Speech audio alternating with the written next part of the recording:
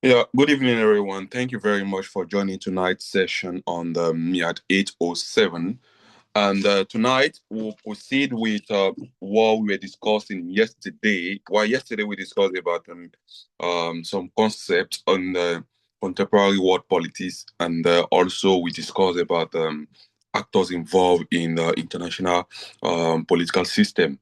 So where we talk about the non-state and the non-state actors and how important are they in the international political system. So um, today we'll proceed to talk about another concept, which is international organization. Understand?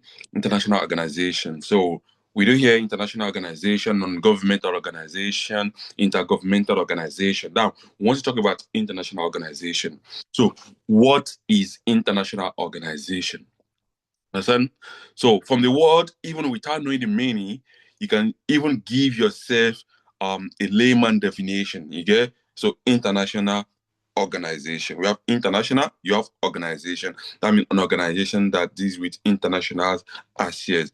But for the sake of our content, for the sake of our topic, our course, international organization are institutions created by states.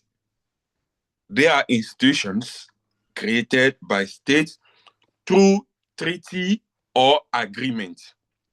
You understand?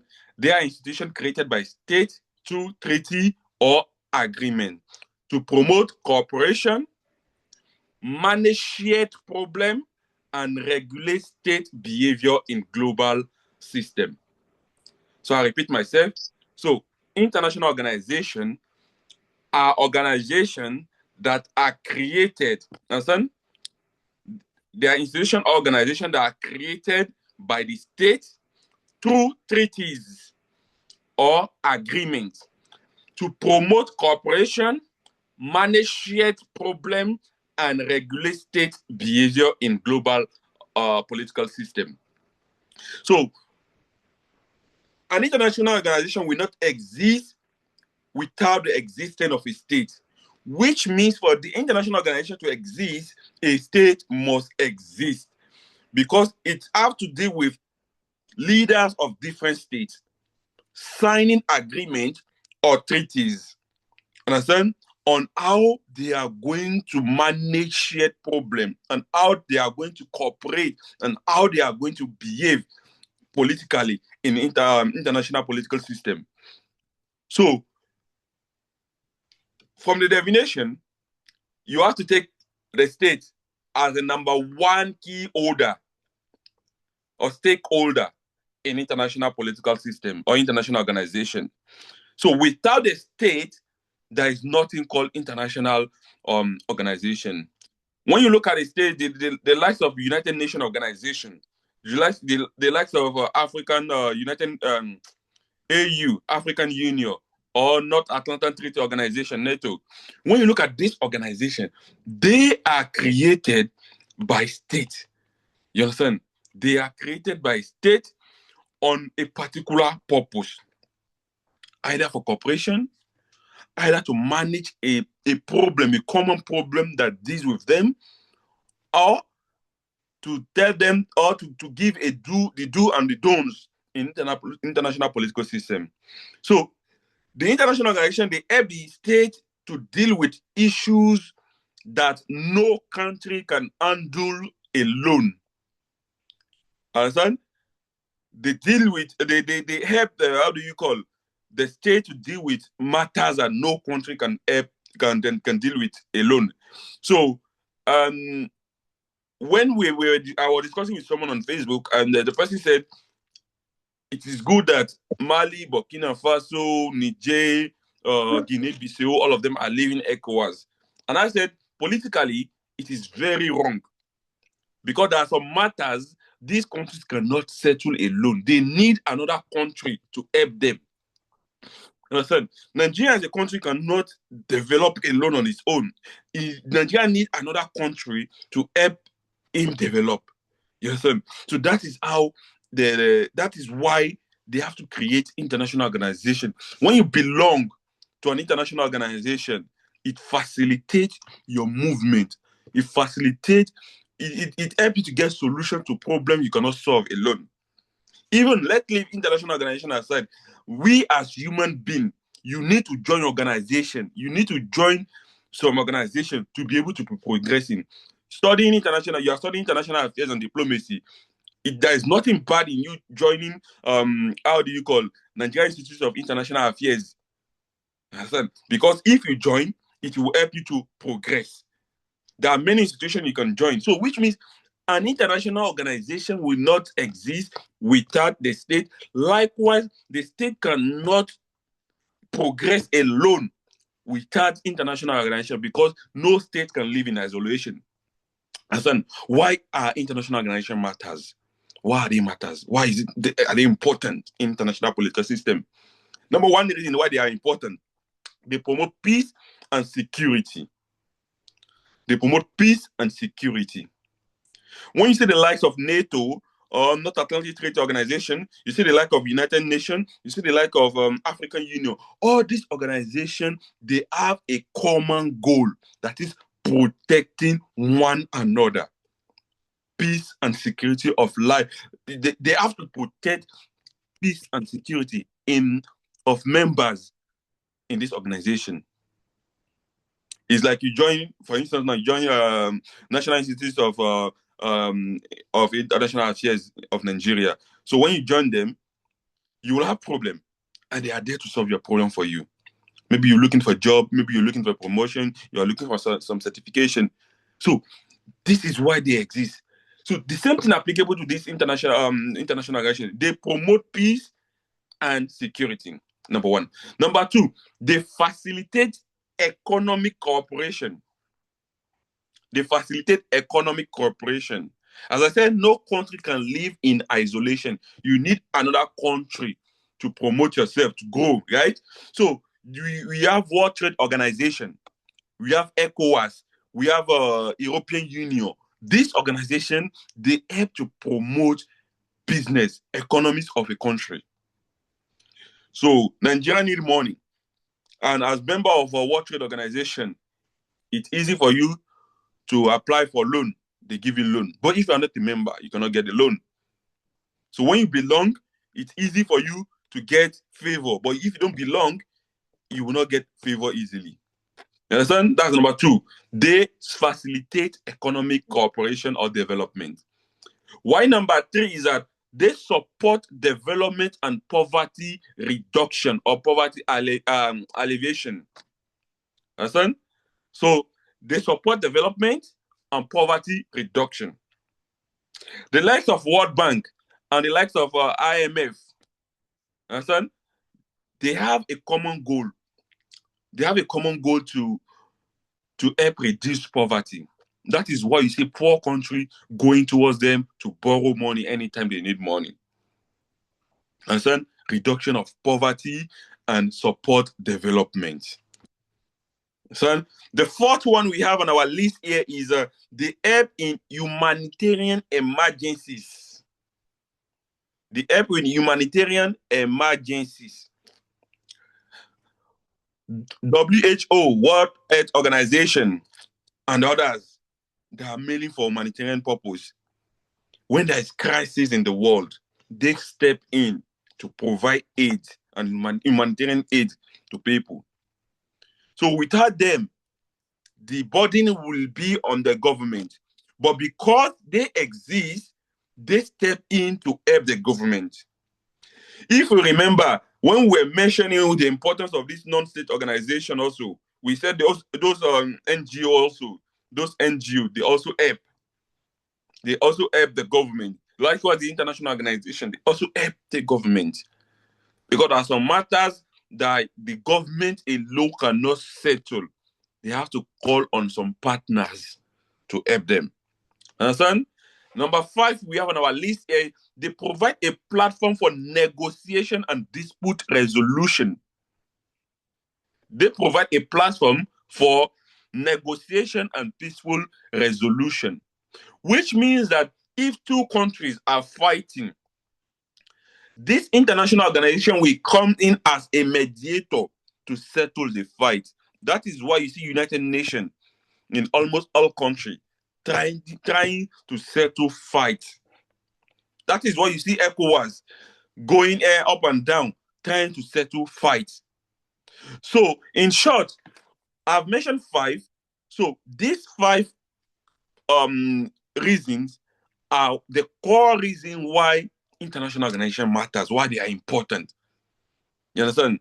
So, but when you talk about international organization, they are usually divided into 2. You understand? They are usually divided into 2. We have the global organization and we have the regional organization. You understand? We have the global organization or we have the regional organization. You understand?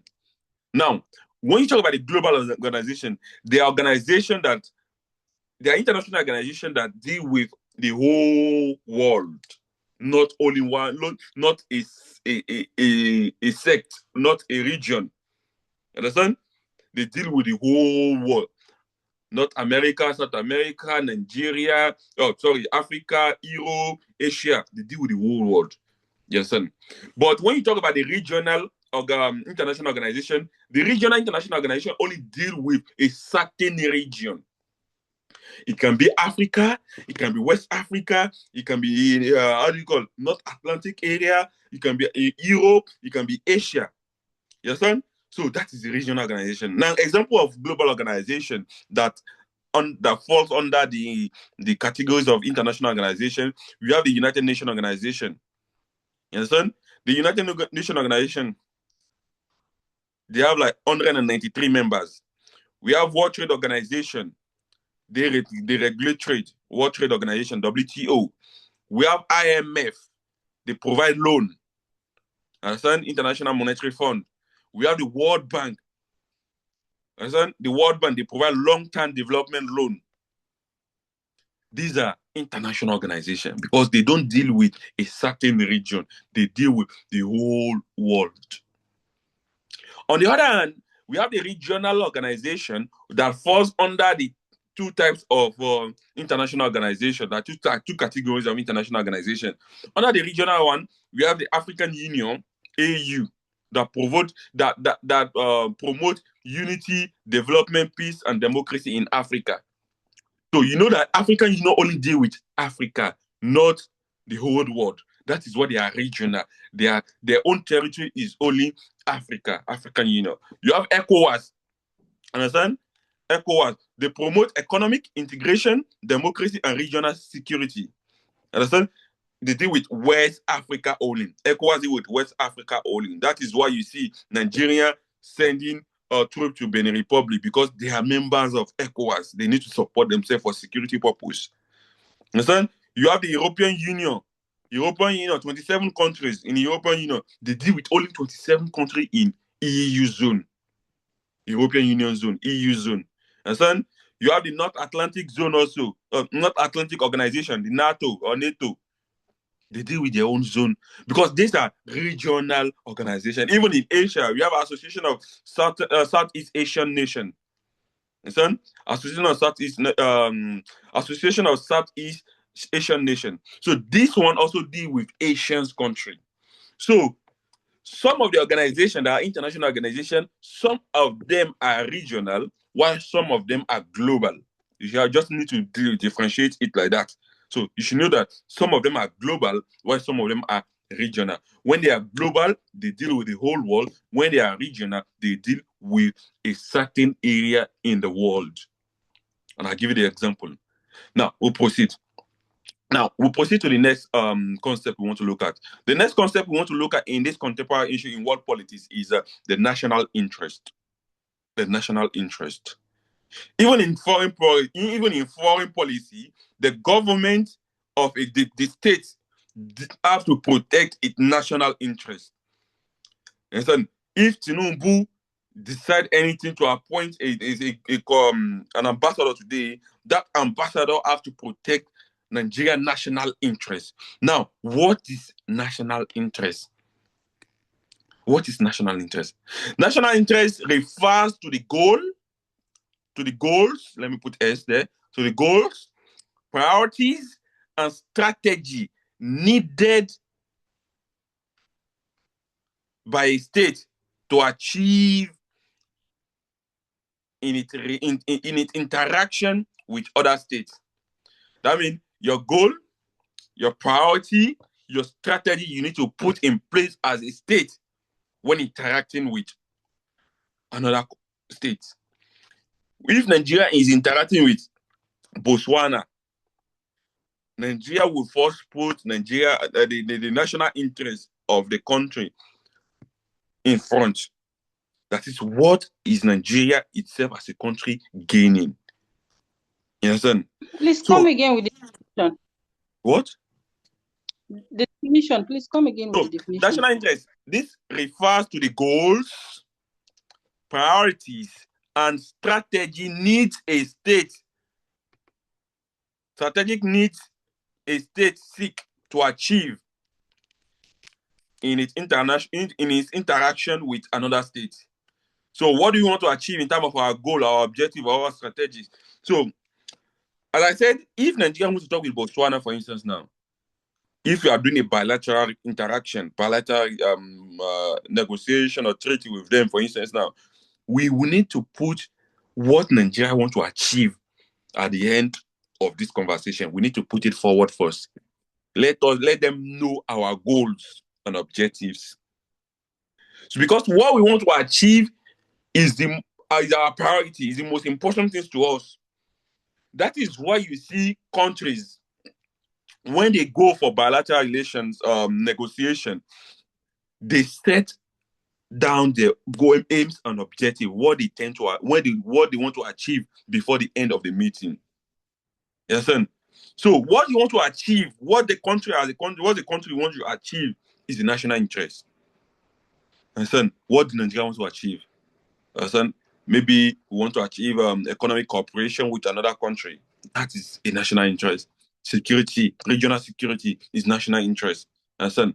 So it can be security, it can be, how do you call it, national prestige. Like everybody should be calling us giant of Africa.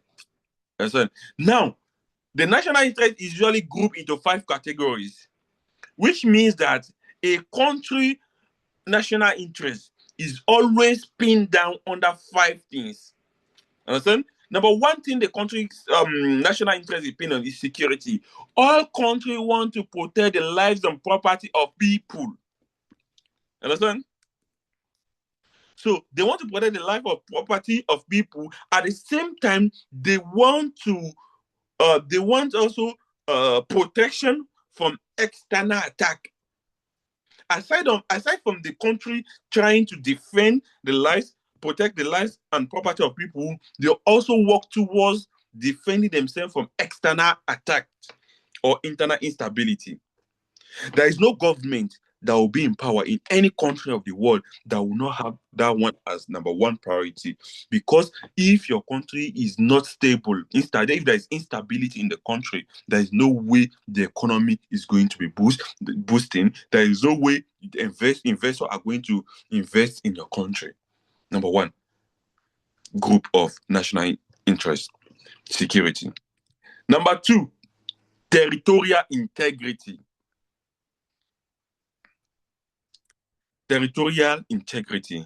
That is, state national interest is to protect the geographical border and the maritime borders of the land. They protect the geographical and the maritime. See, it's not about Nigerian border. Sometimes you need to protect the water also. That is why we have the naval officers. Because the enemy can use that one to penetrate. Some people take drugs from Venezuela or from Brazil to Nigeria through the water zone. Because they know if they pass through airport, they might catch them. Some of them will pass through water from Venezuela or from Brazil or from Cuba. All these South Asian countries. So protecting your country from all these extra... Let me mute this. Kindly mute yourself, please, when you enter, please. Please. So protecting yourself from how do you call it, geographical attacks or maritime attacks. This is another project. So gaining how do you call territorial integrity is important. And so Nigeria as a country, we are not too good in this because we have too many porous borders. So people who enter Nigeria through porous borders. I remember I entered Nigeria in 2021 through one porous border in the Seme border. They closed in 2020. They closed Nigerian border then that nobody should pass through the border. But that same border they closed, there's another porous border you can pass, which is governed by the locals, those people that are living in that area. So when you give them money, they will let you pass. If you don't give them money, you don't pass because the government has blocked it. So we have too many porous borders, not only in Seme border. Even that the borders separating Nigeria and other countries also, we have some porous borders. So protecting these borders gives you territorial integrity. You understand? Number 3, economic development. Economic development. So states tend to seek trade opportunities and foreign investment. There is no state that will come, there is no government that will come in power that will not put this one also in forward. That is, people should come and invest in their country. They'll find a way to sign treaties with multinational corporations because they believe that this one is going to boost the economy. The government cannot do it alone. The government cannot provide jobs or air for everyone. So when this foreign investment, or how do you call investor, come to the country, they also provide jobs. Even though the government will take the accolade at the end, but it is part of the plan. It's part of the national interest. Calling on investors, signing economic treaties or trade treaty or trade opportunity, seeing people to come and invest in the country.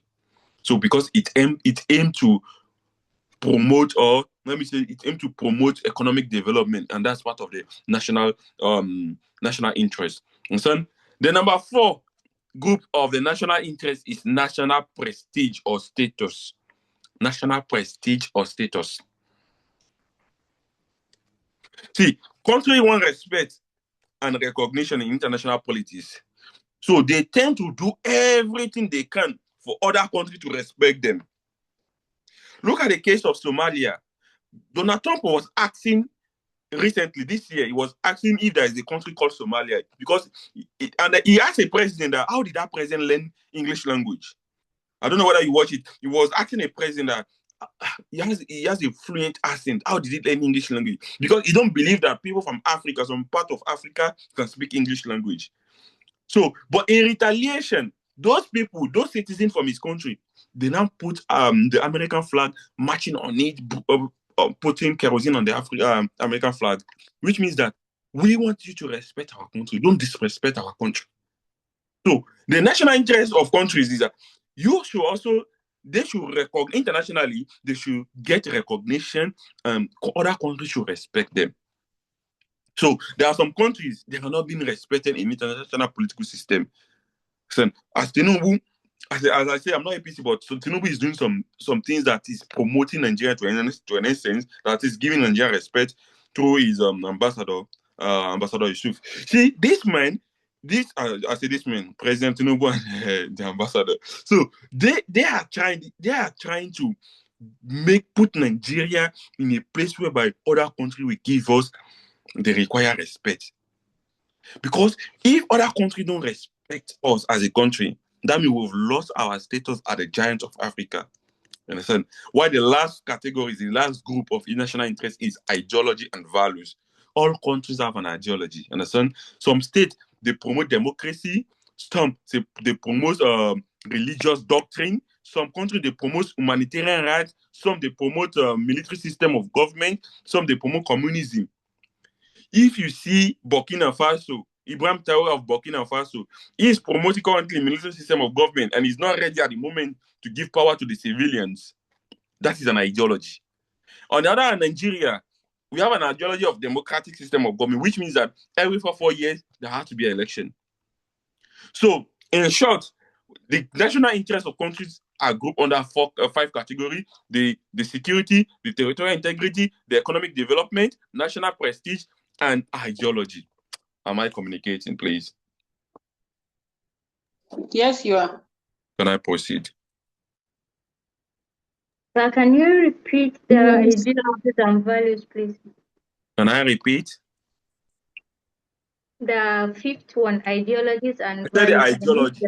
I said some states promote a certain kind of ideology, either military, either religious doctrine, either democratic, either communism or human rights. So, which means that if a country promotes human rights, for instance, like the UK, for instance, the UK promotes human rights, nobody, even police, will violate your human rights. Either you are black or you are white, nobody will violate that human right. So, you should know that you will get your justice if anybody violates your right, right? When you look at Burkina Faso on the other hand, they have this current administration of Ibrahim Traore, they have the ideology of military system of government. ECOWAS went there to negotiate with them to give power to civilians, but they refused, which means that they want to maintain military system of government until the country is good before they can hand over power to civilians. So each country has its ideology that it's promoting. Nigeria is promoting democratic system of government at the moment, which means that after Tinubu 4 years, they will do another election. After 4 years again, they will do another election, which is every 4 years there's an election. That's an ideology. Promotion of ideology and value. Each country has its ideology. Like Saudi Arabia, for instance, monarchical system of government, but they also promote religious doctrine. You understand? So each country has its own ideology and value. Understand? Can I proceed? Sure, thank you. Thank you very much. Why national interest matters? Why it matters? Number one reason why it matters is national interest determine which state is a country, which state a country become friend with and enemy with. If we share the same ideology, we can easily become friends. Or if we share the same economic prospect or economic intuition, we can become friends together. You understand? So it helps you to determine who is your friend and who is your enemy. Benin Republic is a friend to Nigeria compared to Burkina Faso. You understand? Burkina Faso was a friend to Nigeria, but because of this current wahala of military system of government, Benin is more friend to Nigeria compared to Burkina Faso. I'm not saying that they are not friends, but Nigeria will be safer transacting with Benin Republic than transacting with Burkina Faso. Understand? So the national interest will determine who you will choose as a friend or who you will choose as an enemy. Understand? National interest also helps you to determine what treaty you should sign, which agreement, which negotiation you should sign, which agreement you should sign. For instance, now let's assuming that you need money. Understand? Let's assume that no, let's leave that money part. In today, I posted on the general group that Mauritania is in northwestern part of Africa, right? But they decided that they don't want to be under West Africa, under CAF, that is football. They don't want to be under West Africa. They want to be under North Africa. That means they've signed a treaty that they don't remove themselves from West Africa, but they are in North Africa because they are situated geographically in the northwestern part of Africa. So, which means that your national interest, you mean that they want to collaborate with those Arabs in the north. That is why they signed that agreement that they are removing themselves from West African football category. They put themselves in North African football categories. So that is your national interest will tell you which business deal you should sign, which security deal you should sign. That your national interest will tell you which it's going to determine which treaty or which agreement you should sign. Understand? And your national interest is going to also determine your foreign policy direction. That is, even when your ambassadors or your diplomat find themselves in a gathering and they are debating, what you are interested in is going to tell you how you should deal, how you should argue, how you should debate with another country on topics. You understand? We've done foreign policy in 803. You should understand what I mean. So, and the fourth one is that your national interest is going to determine how you respond to global events. How you respond to global events. Look at how do you call Nigeria, for instance, now. Nigeria national interest is protecting its territorial integrity. You get? That is security. But we are bordered with Benin Republic, and Benin Republic is having coup. If they will succeeded, if military succeeded to take over the system in Benin Republic, the government in Benin Republic, there are 90% tendency that those in Nigeria, those soldiers in Nigeria, there are 90% tendency that they can take over power from Nigeria because they are going to be motivated by those in Benin Republic. So what did the Nigerian do? Swiss response, bombarding this military in Benin Republic and take over, removing them from power and give the power to President Patrick Talon of Benin Republic. So what I just want to infer is that it's going to tell you how a country is going to react to situation happening in the world. You see, Russia wants to maintain its power. You know, Russia was part of the, how do you call this organization? Soviet Union. Russia was part of Soviet Union, you get? So Russia wants to maintain that brotherly status in that zone. That is why Russia don't want to leave this country to go, Ukraine to go.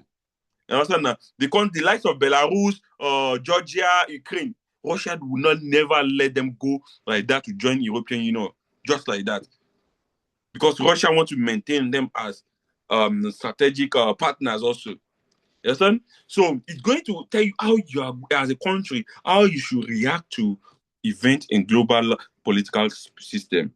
While the last one is that your national interest is going to tell you your role in international organization.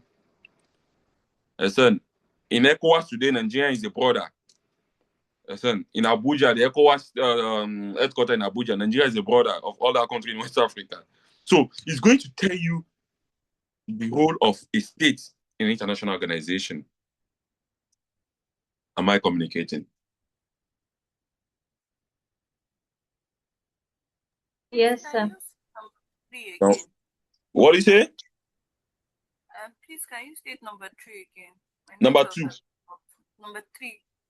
Okay, I said national interest determine the state's foreign policy direction.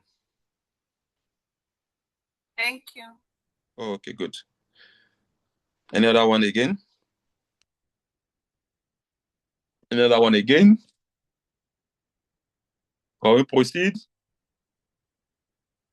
Let me just list. Can anyone list actors in international political system? Actors with S. Actors with S. Can anyone list it? Can anyone list actors in international political system?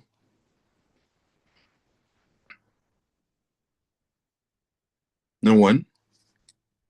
Mr. Akanji, what did you say, please?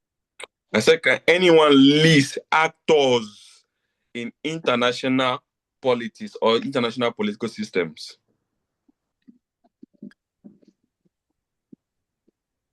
Yes. There are So we have state actors and non-state actors, right? Mm-hmm. Under state actors, for example, we have China, Nigeria, India, etc. Then for non-state actors, we have international organization, which can be governmental or not governmental. We also have NGOs. We have multinational companies. We have terrorists. That's Me too. like Boko Haram. Multinational companies like ShopRite, Shell, and NGOs, like different NGOs that we have. And okay, that's just the example. Okay, so now let me define what's okay. You did not ask for the definition. No, you can That's talk. what You can talk. You just get it. We are learning. oh wow.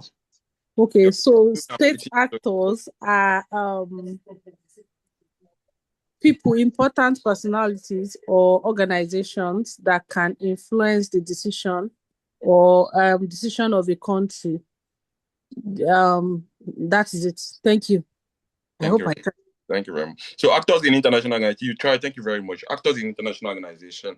So it is believed that although we have state actors and non-state actors, right? That's good. But it is also believed that actors, those people, aside from the state actors, aside from the state actor, those people that also make influence in international politics, they are grouped into nine. Understand that? They are grouped into nine. Number one of them is the multinational corporations. Understand? As she mentioned the like of Shell, she mentioned the like of ShopRite. So when you see a company, an international company that comes to your country, understand, they also have impact in the decision making in international politics. Number two, we have an international non-governmental organization. There are some NGOs that are internationals. Understand? They also come in to provide humanitarian aid in terms of needs. They provide how do you call, support, humanitarian aid and guides. We also have terrorists and extremist group. Yeah, the likes of Al Qaeda, the likes of Hezbollah, the likes of Boko Haram. Understand? The likes of the jihadists, all these one, they fall under the terrorist and the extremist group. Understand? We have the international organizations also. Son, I've mentioned the international organizations. We have the military, the private military companies. Listen now. Who can give me an example of private military company? That one in Russia, what's the name? That's what. What? Wagner Group. The Wagners. Wagner. The Wagners. Yeah. So they also have an impact in international politics. In Africa currently, they are in the Sahel zone. They are in Burkina Faso, because you will see that Burkina Faso president always deal with the Russia president Vladimir Putin. That is why you see all the Russian soldiers that are there, they are private military companies soldiers, not the Russia army, direct army. That's on the Wagners. So we also have the transnational criminal network. Those people that deal with cocaine and the likes. Those people that take children from Nigeria to Libya. So Nigeria to Cote d'Ivoire, to Ivory Coast for prostitution and the likes. So they are transnational network. You will see that they will say from Lagos, take the child to Kaduna. When you get to Kaduna, another person will take the child to Niger Republic. From Niger Republic, they go to Algadez. From Algadez, they will get to Libya, to Sahara Desert. From Sahara Desert, they get to Libya. They have people. It's a network of people. They have people in each country. So they are transnational criminal network. There are people, even those people that take children from Nigeria to Ivory Coast. When they ask you, take from Lagos, take it to Semeboda. From Semeboda, another person will take the child, travel to Benin Republic border. From there, travel to Togo. From there, Ghana. From Ghana to... So they are transnational criminal organizations. So even those that deal with, how do you call, cocaine and the likes. So they have a network in all countries. Another one we have is we have the diaspora groups. The diaspora group. I think Abike Dabiri, that's a zone. So yes, what's the organization of Abike Dabiri again? Say, what's it called? Nice, NICOM. Huh? Nicom. NICOM? Yeah, I think Nicom. Yes. So that's a Abike Dabiri organization. So see, all these organizations, they also have impact in international policies. And also we have religious movement and advocacy network. The likes of CAN, Christian Association of Nigeria, the likes of MSSN. You will see that they even, MSSN is even going outside Nigeria, even CAN, they are going outside Nigeria also to have impact. And we have the global media and technology company, the CNN, the Al Jazeera, and the likes. They also have impact. The way the media will portray your country, if the media want to spoil your country, they have a way to do that. So, and the last one, we have the non-governmental and individual, in non-governmental individuals, that is the likes of Mandela, Mother Teresa, even very dark man as a person, say, for instance, now. So you see individuals would have a say in world politics. What they say carry weight. You understand now? What they say carry weight. So that is it about actors in international organizations. I'm not talking about non-state actors. I'm not talking about state actors. You see, some of the organizations, some of the how do you call actors I mentioned, they are set up by the states. And so why some are not set up by the state? Yeah. Now let's proceed. We'll proceed to World War One and World War Two. World War One and World War Two. Before we proceed to that one, do you have any question so far with what we just discussed? World War One and World War Two. Can I proceed?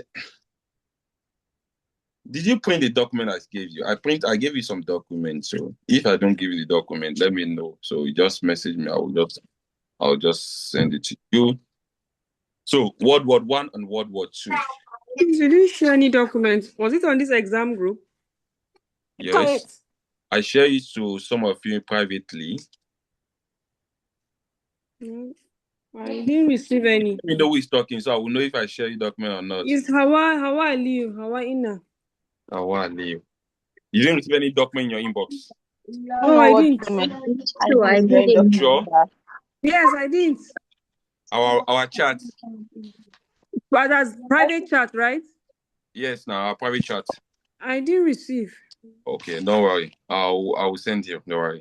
Now, World War One and World War Two. Let me off. World War One and World War Two. What is the cause? What are the causes of World War One? Causes of World War One. Causes of World War One. Number one causes is militarism. Militarism. Militarism. Good evening, Jonaka. So, militarism. See, nations were building massive armies. You understand now? There was no war, but nations were building massive army and stockpiling weapons. You understand? They were stockpiling weapons. German and Britain, they competed like a naval army race, the competition of soldiers. So it's competition of naval army. They competed. So during the competition, there was some things that was exposed. So you see your neighbor that you are competing with, and you see that you don't know that this one don't get this kind of weapon, though. Because of this kind of how do you call rivalry? Let me just put it rivalry. So it makes all of them to go and stockpile weapons. Like maybe they are preparing war against me. So I think deterrence, yeah. So yeah, I can say it's a silent deterrence, but they were preparing. There was militarism. Each bigger power, all these big power were stockpiling power, weapons, and also they were building armies. You understand? There are more reasons, but I will just mention like three of. I was just making like five. But number one I mentioned is militarism. Number two is the alliances. Nations were forming alliances. Understand? We have two alliances: the Triple Entente and the Triple Alliance. The Triple Entente, we have the Britain, the France, and the Russia. What did you say the first one? What? The first what? The alliance you mentioned. I said Triple Entente. I don't know how to say it in English. Triple and Entente. That's E-N-T-E-N-T-E. E-N-T-E-N-T-E. Entente. That's the first one. Why the second one is Triple Alliances? Why the second one is Triple Alliances? Under the Triple Entente, we have the France, Britain, and Russia. They formed their own group. On the Triple Alliances, we have Germany, we have Italy, we have Austria and Hungary. These two countries, Austria and Hungary. So we have Germany, Italy, and Austria and Hungary. That's why you have the likes of Adolf Hitler, you have the likes of Benito Mussolini of Italy. Understand? Number 3 reason or causes of World War I is imperialism. Understand? European countries were competing on which colonies to take. Who can tell me when was the Berlin Conference and what happened in Berlin Conference? You are all African, you should know this history, even if you are a science student. Berlin Conference. Which year was the Berlin Conference? I cannot remember the year, but I know that Berlin Conference was the conference that led to the partitioning of African countries amongst European powers. Thank you very much. Who can tell us the year? That is a conference whereby all these countries, all these European countries sit down. They now sit down like this. They now say, okay, you will take this part of Africa. You will take this one. You will take this one. They share Africa as a cake. My son, that is what they did in Berlin Conference. But which year was Berlin Conference? When did they share Africa? 1884. Somebody answer in the comment section. 1884. Thank you very much. Thank you very much. 1884. Which means in 1884, while our grandfather they were in the farm, they were killing fowl, they were killing cow, they were going to farm. Some people in Europe, they are planning to share Africa as their property. You understand now? So they were fighting among themselves on which one should take this part, which one should take this part. That was imperialism. The causes of imperialism. They wanted to partition Africa. So the rivalry among themselves in partitioning Africa also contributed to the cause of the World War. Understand? Why the 4th one on my list is nationalism. See, some nationalism, some ethnic group in the world, especially in Europe, they wanted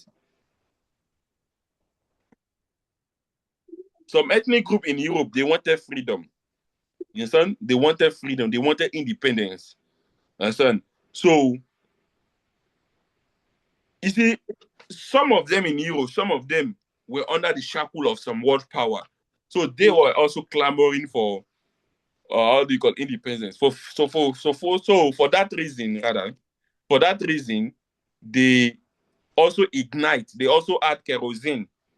Understand? They also ignite in the causes of the World War. There are many causes. I don't want to enter to story. Understand? It might be boring, but if I tell you the causes in the exam, if they ask you the causes, you will answer the causes easily, because on the past question, there is no way they ask you to write the story. Understand now? So that is on my list. Understand? If you have another, you can make your research and add to your list also. Now, when they fought the war, understand? At the end of the war, the war. Okay, sorry, I forgot to ask you. When did the war started? The First World War. When did it started? When did the First World War started?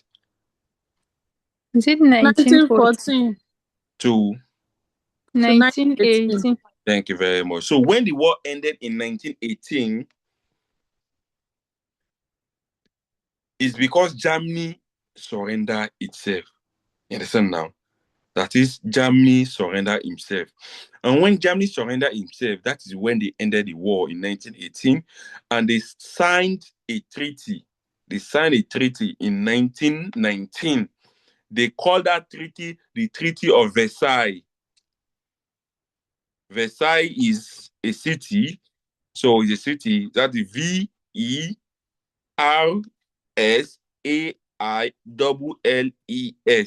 The Treaty of Versailles. Now, they signed the treaty after the war in 1919, and the treaty, they decided 4 things on Germany. Number 1 thing they decided is that Germany was blamed for the cause of World War I, which means that they put all the blame of the war on Germany. Number two, they forced Germany to pay reparation, which means that there were a lot of casualty during the World War One. So for all these casualty to be repaired, Germany have to take the 100% reparation cost. They forced Germany to pay for the reparation. Understand? Number three, some of these war, Germany as a country and some other big country, they lost colonies. You know, they were fighting for who will use this, who will control this part of the world, who will control this part of the world. And at the same time, some were fighting for independence among the Europeans. So Germany and some other power, Germany as a country lost its colonies. You understand? Number four, they now impose military restriction on Germany. Military restriction, that is, do not hold massive destruction power weapons. Any weapon that is beyond this level, do not. So they just put some restriction militarily on Germany because they believe that Germany is the number one cause of the World War One. Understand? So because of this harsh impact, because of this harsh law they put on Germany, it prompted Germany again to cause the World War II. Understand now? But I will explain the World War II. But what are the impact of the World War One? Understand? What are the impact of the World War One? Number one impact of the World War One is the collapse of empires. The collapse of empire. The Ottoman Empire, the Russian Empire, the Austro-Hungarian Empire, they collapsed. If you remember in MIAD 805, understand now, when we are discussing about the historical development of the Middle East, we said the Ottoman Empire, after the Ottoman Empire come the colonial era, before the civilization, the modern era. So which means that the Ottoman Empire existed before colonization era in the Middle East. So it is the World War One that made the Ottoman Empire to collapse. Understand? Number two impact of the World War One is the creation of new states in Europe. That means new countries were created in Europe. Countries like Poland and Czech Republic. Understand? So the creation of new state, new country in Europe. Understand? Number three is the creation of the League of Nations to prevent World War II. It is because the League of Nations failed to prevent World War II. That is why they canceled the League of Nations and then created the United Nations Organization. You understand? Number four impact of the World War One is that the rise of dictatorship in Germany and Italy. Some dictators emerge in Germany and Italy. Who are the dictators? Well, everyone should know this one now. Who are the dictators that emerge in Germany and Italy? I've mentioned one this night as we are talking. Everyone should know this one. Adolf Hitler. Okay. That Adolf Hitler in which country? Germany. Yeah. Adolf Hitler emerged in Germany. Yes. In Italy, which I don't know if I'm correct with this one. I don't know if I'm correct with this one, but Italy. Is it Napoleon? No. Oh, no. It's not Napoleon. Napoleon is France. Sorry. In Italy, it emerged Benito Mussolini. Mussolini, yes. Yeah, Benito Mussolini. So this one, he emerged in Italy. Understand?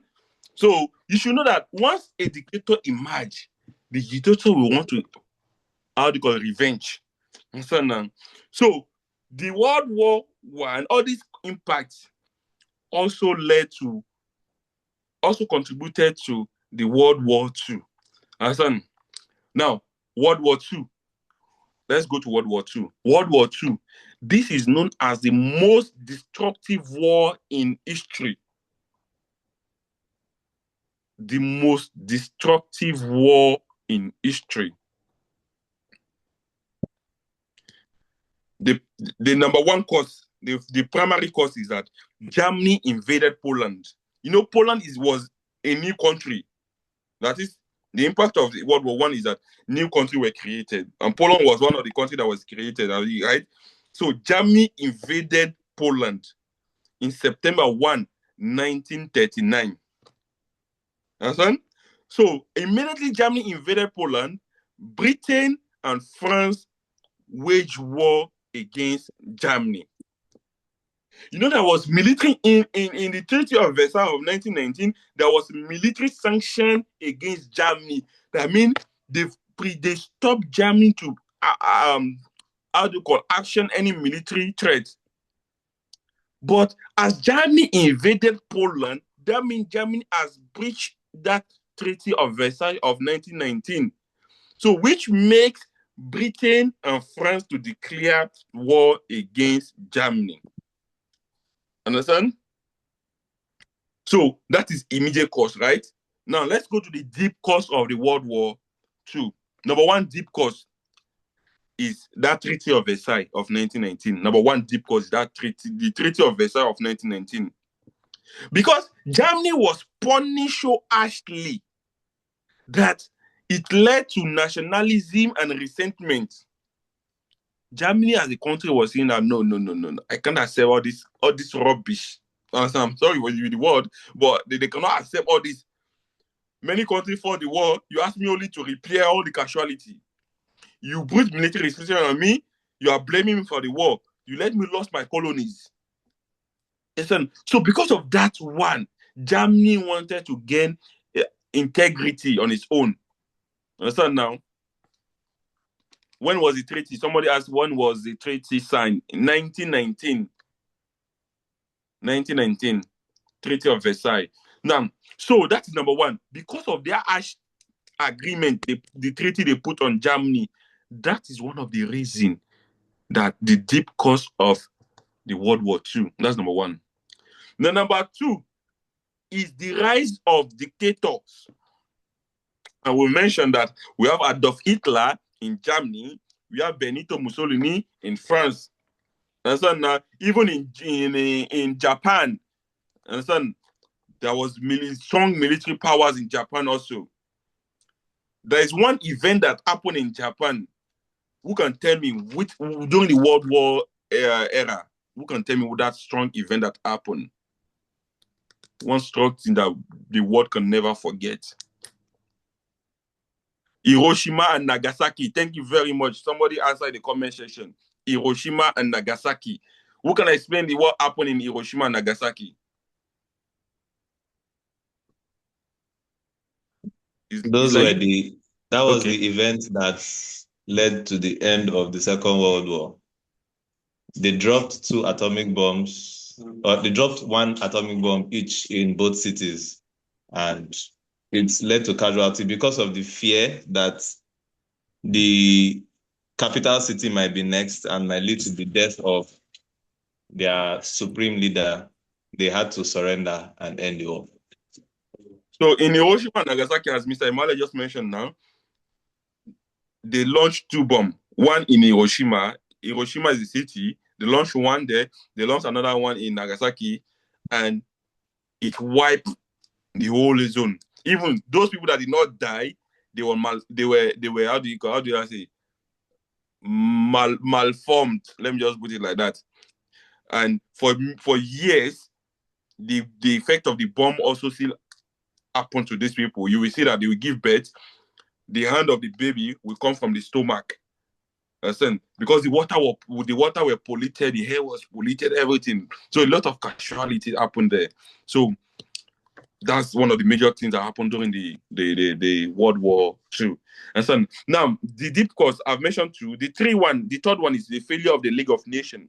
The League of Nations failed to prevent the World War II because there was no army. The League of Nations was not having a stronger army. Understand? No enforcement power, and it was too weak. So because of the League of Nations failed, that is also a reason that this World War II occurred. Understand? So because the League of Nations was meant to prevent war, but there was war happening, and the League of Nations were not, stopping the war. I give an example now. In 1935, Italy, they invaded Ethiopia. Understand?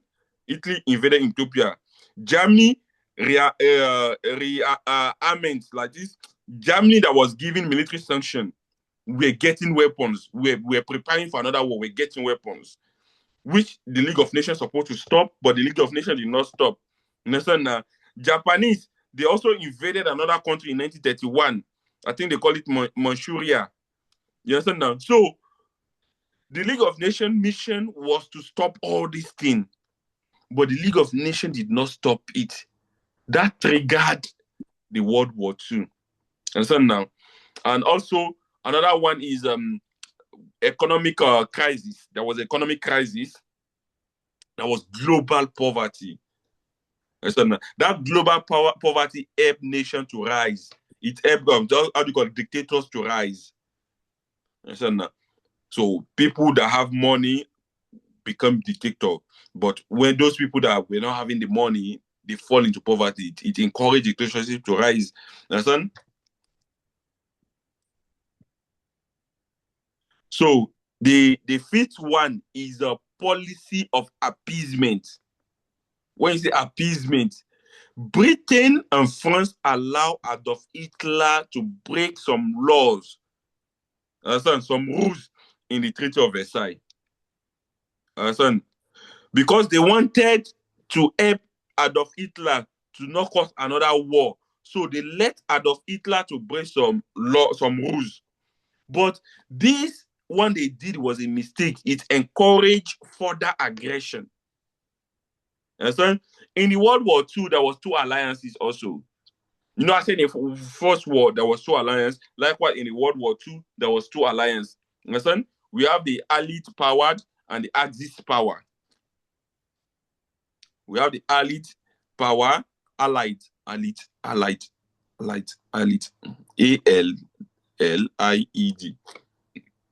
Allied power and the Axis power.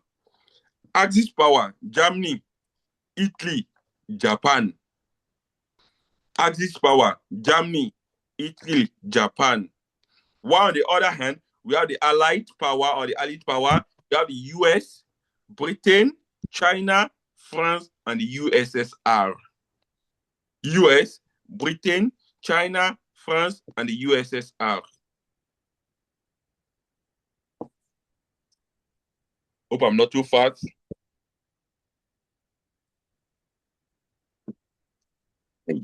Gods. I'm not too fast. Can I proceed?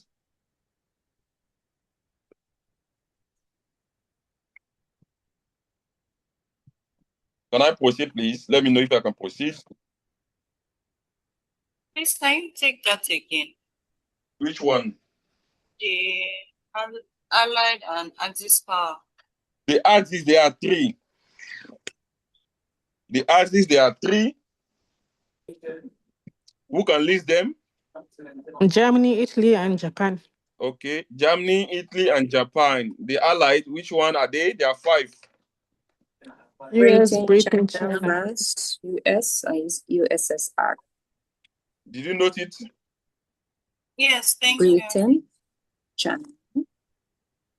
Come in, I don't pour water here, so just bear with me. Just bear with me. Pour water, just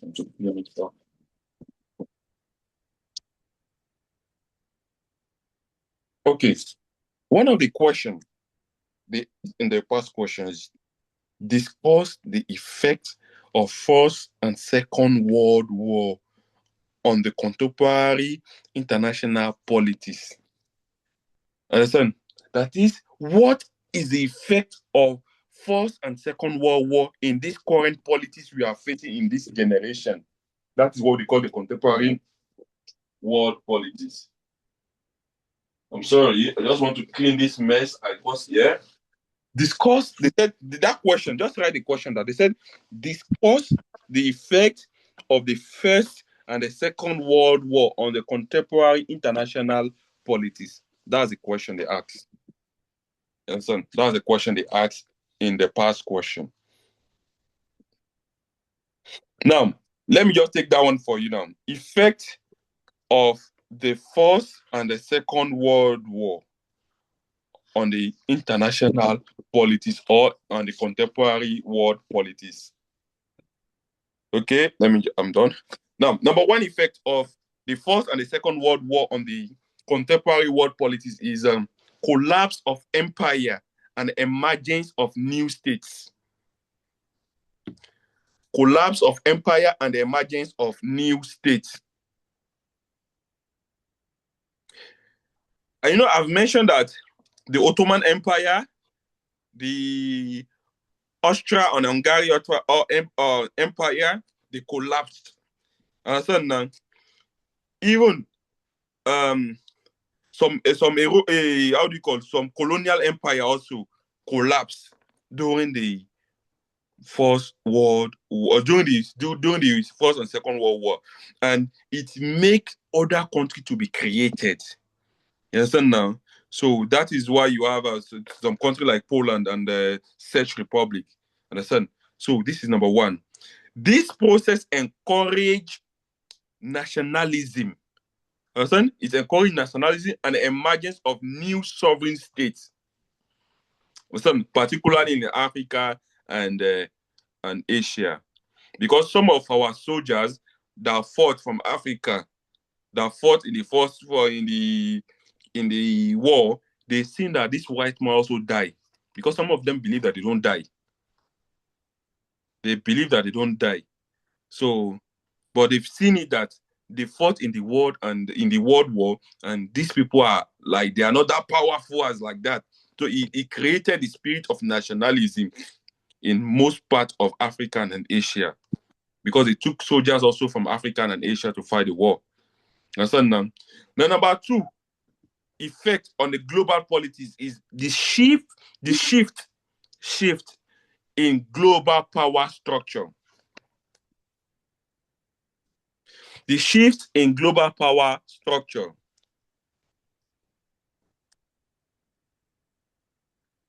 You know that there was what we call the Soviet Union and the United States being dominating the world, right?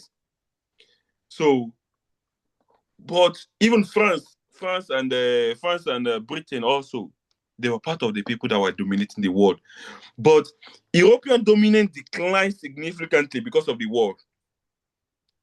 European dominance declined significantly because of the war. Understand? So France and those European countries were known as those people that were dominating. But because of the war, European power declined. Understand? Which brought in the emergence of USA and Soviet Union as dominant power. Understand? Please, can you come again? I said the shift in global power structure. So normally, the European countries were dominating the world. But because of the World War, it made their power to shift significantly. After the war, the USA and the Soviet Union emerged as dominant powers. They emerged as dominant powers. So this one balance it balance power in the world, which means that Europeans are not the one that are powerful. If there was no war, maybe USA will never be categorized as a global power. Number three effect of this World War I and II on contemporary world politics is the establishment of international institutions. You know that I said there was League of Nations, because League of Nations was not established.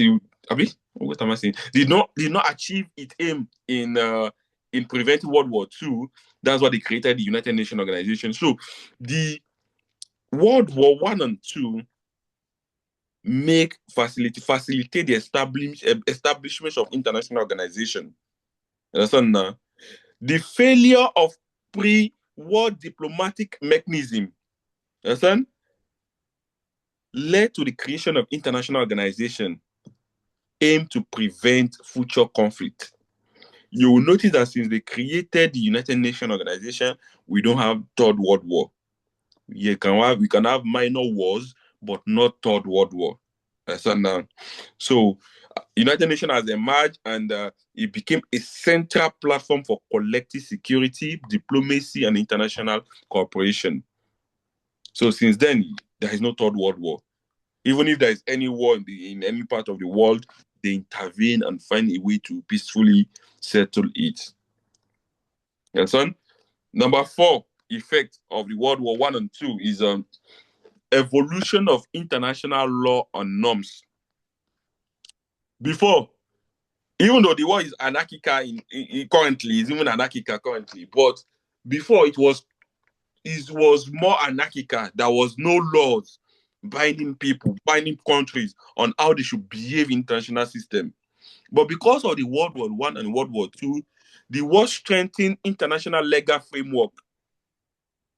It strengthened international legal framework concerning what is human rights.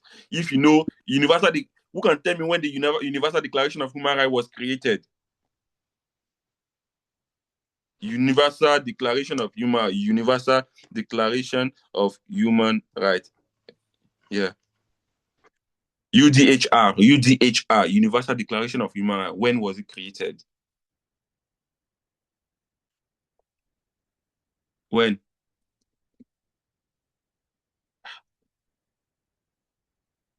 Are we all science students? I think we have some. When was the Universal Declaration of Human Rights created? UDHR.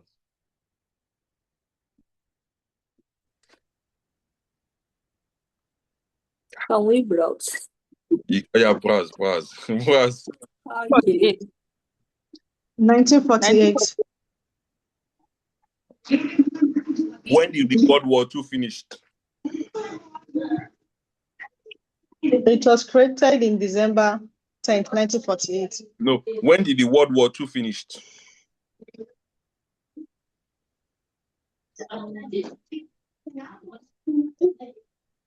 1945.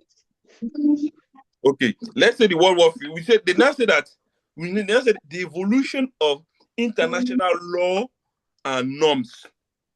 So, which means that after the World War finished, it facilitated a legal framework for human rights, war crime, and collective responsibility when there's danger in the world. Understand now? So before, there was nothing like Universal Declaration of Human Rights. That is, there is not. When you say Nigeria, protection of life and property, as it is in Nigeria, that is how it is in Europe. That is how it is in North America or South America. So there are international human rights that all countries must obey, and this international human right is just set up to protect human beings. So because of this World War I and World War II, laws and norms, international laws and norms took another dimension. You understand? Which number are we? Number 5. Number 5, militarization and technological advancement. Because of the World War I and World War II, wartime innovation accelerated. You understand? So armies, soldiers, all the countries were now developing some weapons, and so even technology also took another space. Understand? Like globalization happened, technology take another dimension. So you can also try to look at the effect on the World War I or World War II on contemporary world politics in your own. I've mentioned 5. Now let's proceed to the next topic. What is in my time? It is 8 in Nigeria. I have like 1 hour. Let me do like 30 minutes after. So when you're answering the question, are you going to mix the two or you differentiate them? Mix the two. I mean, you do for World War. No. If you're answering this question, the question you miss it together. They say, what is the effect of the World War I and World War II on contemporary world politics? That is, in current politics, what is this 2 war as caused in our politics contemporary in this current politics? You understand now? So Okay. you list it, you explain, you list, you explain, you understand now. So, and it's 12.5 mark. So 12.5 mark, just try to list like 6. Just develop your own. Understand? List like 6 so that you can get your 12 marks. If it's 5, just understand. Because normally for each point, they might want to give you like 2 marks for each point you list. Understand? So for each point, if it's 2 marks, 2 times 5, 10. Find one to add to it, making 12. Understand? So if they don't give you 12, they will give you 10. If they don't give you 10, at least you will not go below 9. That's it. Now, Cold War. Let's talk about Cold War. Akanji, please, can you repeat the 4th point? The evolution of international law and norms.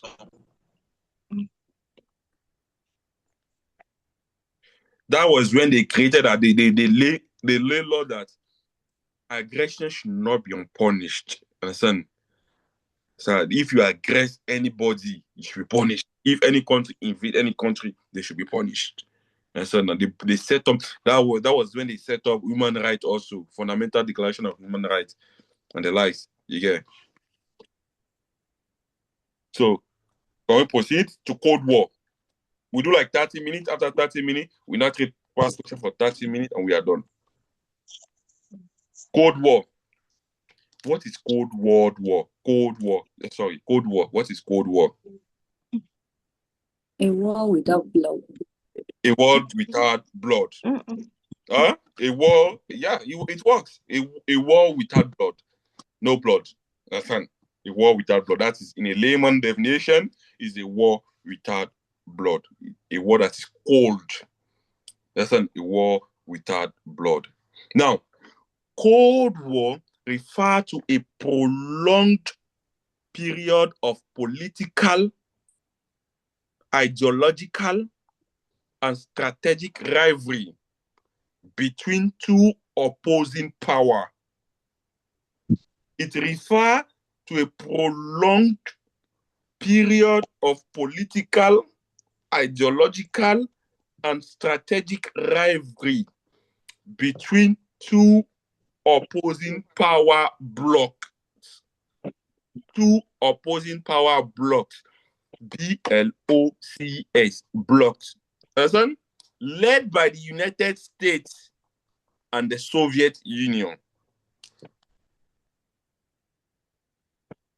It was characterized by the absence of direct military confrontation.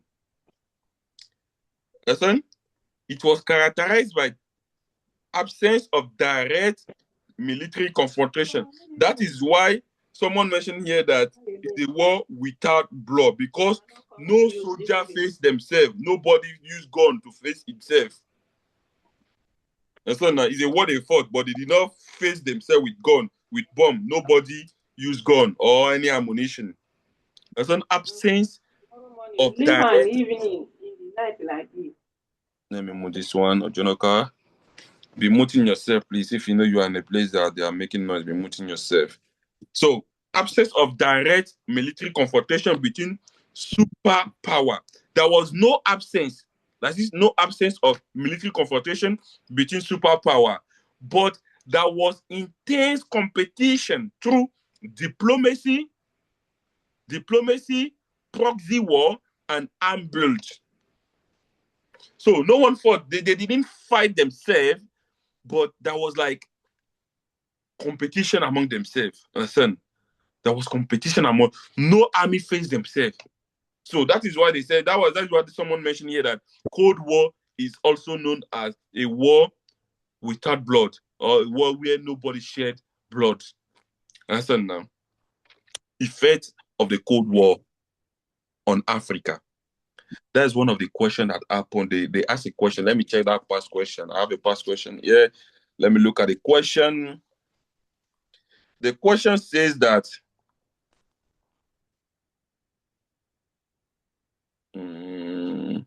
elucidate on the effect of Cold War in Africa. Elucidate on the effect of the Cold War in Africa. That's the question. Elucidate on the effect of the Cold War in Africa. That's one of the questions in the exam in January 2024. Effect of the Cold War in Africa. So now, the Cold War has a profound effect on Africa. Number one effect on Africa, proxy conflict. Understand? Proxy conflict, which means that African states, understand, became an arena of superpower rivalry.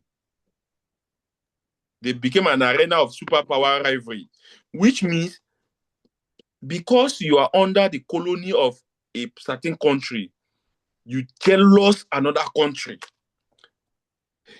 That country is still in Africa, but because, okay, let me just take an example now. I'm under, how do you call, British. You're under France. But because my country and my own colony, my own superpower is in problem with you, is not in good time with you, I take you as a direct enemy. You understand? So that was proxy conflict. So the enemy of our superpower is our enemy. You understand now? So that's number one. That number two, political instability. Political instability. Political instability. Although there was no face-to-face military confrontation, but there was political instability. Every country was afraid that they might be attacked at any time. Understand? So ideological competition deepened internally. There was competition internally in Africa. Countries were afraid that they might be attacked at any time. You understand? Number three is economic dependence. Economic dependence. Economic dependence. So, alignment with superpowers. When you align with a superpower, it shapes development path and reinforce dependency structure. That is, if you align with one superpower, that superpower give you all what you need to develop. But if you don't align with them, they take you as enemy. So if Nigeria align with British, they get all support from British. They don't get it from France. They don't get it from USA. They don't get it from Soviet Union. You get it? So when you align with a country, when you tend to work with a country, you get all the necessary development support. You understand? Number four effect on Africa as a continent is militarization of politics. External military support encourage authoritarian system of government and weaken democracy. You understand? Because there was like, we don't know if there is going to be a physical war or not. So they were getting external military support. They were getting weapons externally. So these external weapons they are getting make some leader to be authoritarian in nature. That is, they leave democracy aside and they became authoritarian. So the militarization of this policy, of this World Cold War, make some African leaders to be authoritarian. You understand? In global now, what is the effect of the Cold World War in global? And so we talk about Africa now. We talk now about the global. Global. Number one, creation of bipolar international system. What is bipolar international system? We say we do that one yesterday. Creation of bipolar international system. What is bipolar international system? We did that yesterday. Who can tell me that?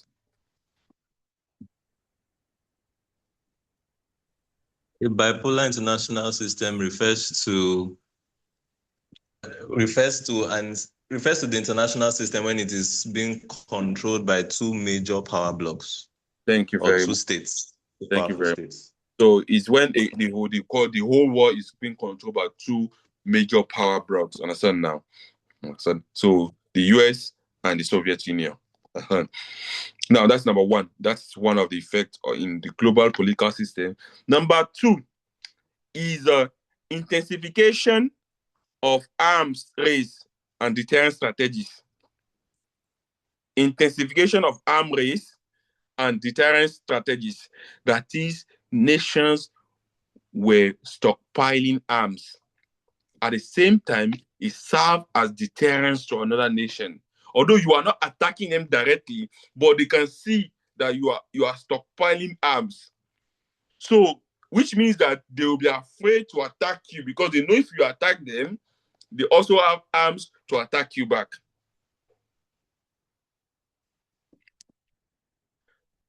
Number three effect on the global political system is expansion of military alliances. Countries were not taking sides. They were not forming alliances. Some were supporting Soviet Union, some were supporting USA. Because militarily, you support the country that you think can protect you if the war started. Because they were all thinking that maybe it's another war that want to start. So the country that you know that can protect you if the war starts, you support you form an alliance with that country. You support the country. So countries were forming alliances in the global political system. Son, the last on my list is We didn't get that one. What did you say? expansion of military alliances.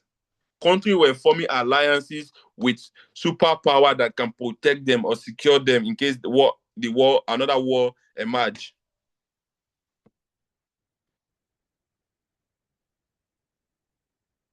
Okay. The last on my list is politicization of development and aid. Politicization of development and aid, which means that for you to get developed or get aid from an external, support or an external individual, that means you must be aligned with them. You must be an ally. If you are not an ally, no support for you, no aid for you. And no country can live in isolation. You need another country to live. So they now make support to be political in nature. That is, you want development, you want aid, you want support, you must be with me. If you're not with me, no support for you.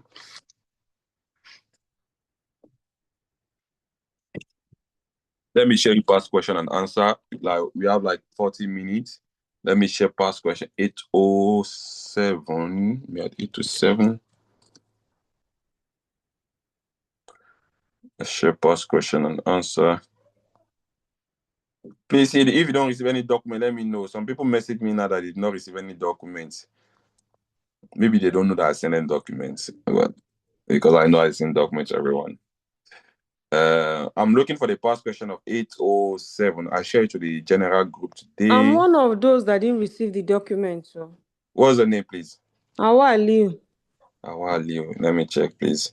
I know I gave you.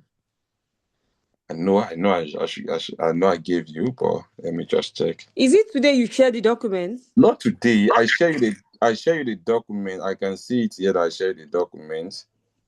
What documents are we talking about? The first day I added you to the group. Oh, yes, I did. If it's the first day you added me to the group, then I received the document. Yes. Thank you very much. Thank you very much. I thought you were talking of today. No, not today. No, I did. Okay, thank you very much. I know I share it to you guys, but just bear with me. I'm looking for the past question so we can just look at it together.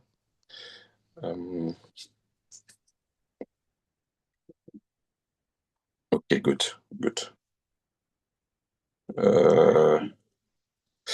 Share screen.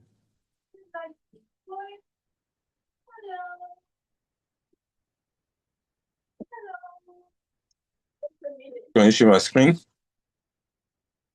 Wait a minute. Is help me fix it up. Later. Can you see my screen? Oh. Hello, can you see my screen, please? Yes, we can. Yes, we can. Now look at these questions now and tell me the one that that align with what we did yesterday and today?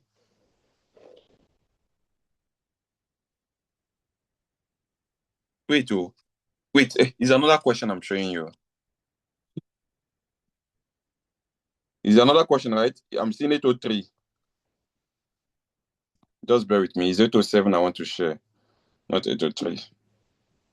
MIAD 803. 807. Okay, just bear with me. Can you see my screen now? No. No. Sorry. Good.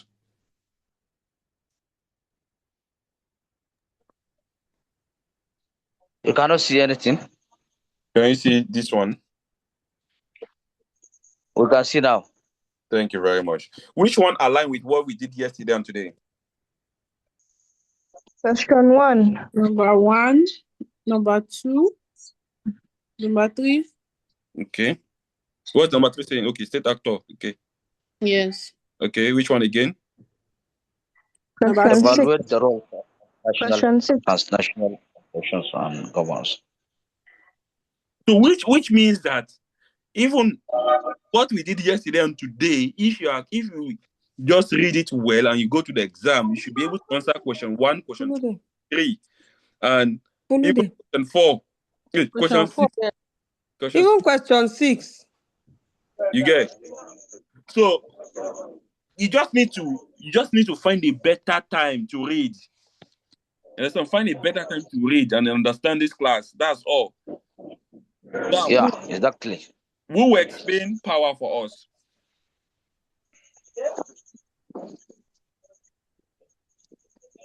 Who will explain power for us?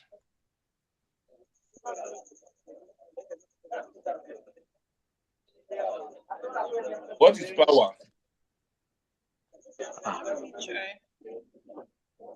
What is power, please?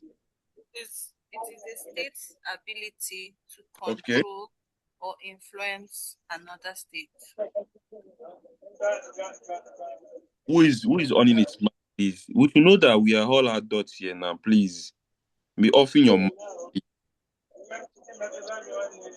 As I'm sharing my screen, I'm not move this person now. I need to. No, you're adults. Just move the mic now, please. I'm begging you.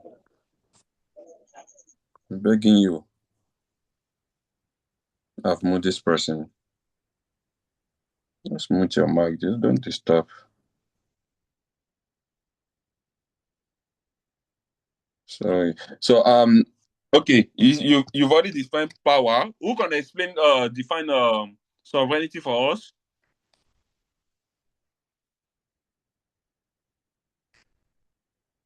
What is sovereignty? Is when the states have control authority over. What? When a state have supreme authority.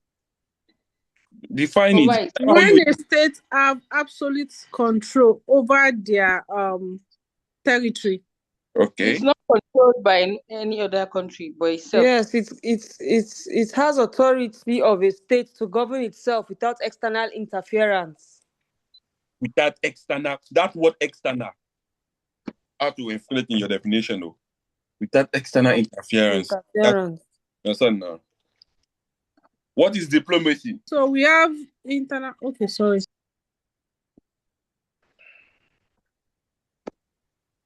Diplomacy is the use of intelligence and tactics to manage international relations, maybe through negotiations. The use of intelligence and tactics to manage international relations. Or we can say is a peaceful means by which states manage their relations, negotiations, arguments, and protect their national interests. Thank you very much. That's good also. What about unitarianism?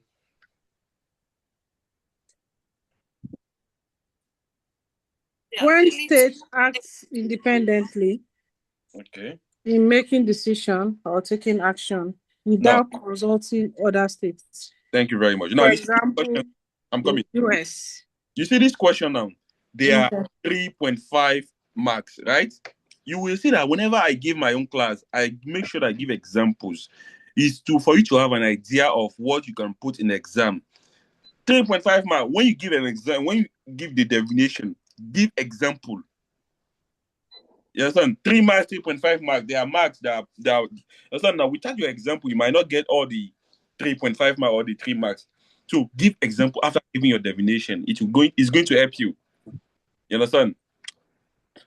Now, let's move to the next page now. Which topics here talk about what we discussed yesterday and today, please? Number 1. Question 3. Number 3. Number 4. Number 4. Yes, number 4. Number 6. No, we didn't talk about number 6. We didn't talk about number 6. Number 3. Okay. Now let's look at number 4. What is deterrence? This is the ability of one.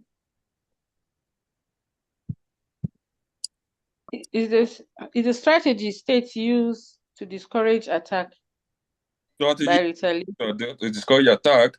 Okay. Another person to add to what she said? Deterrence is the use of threats or the display of power to prevent an enemy or opponent from taking an unwanted action. Thank you very much. If you wound me, I wound you too. Thank you very much. Yes, if you slap me, I'll slap you back. Thank you very much. What about rapprochement? Rapprochement is the establishment of diplomatic relations. Establishment of friendship after conflict.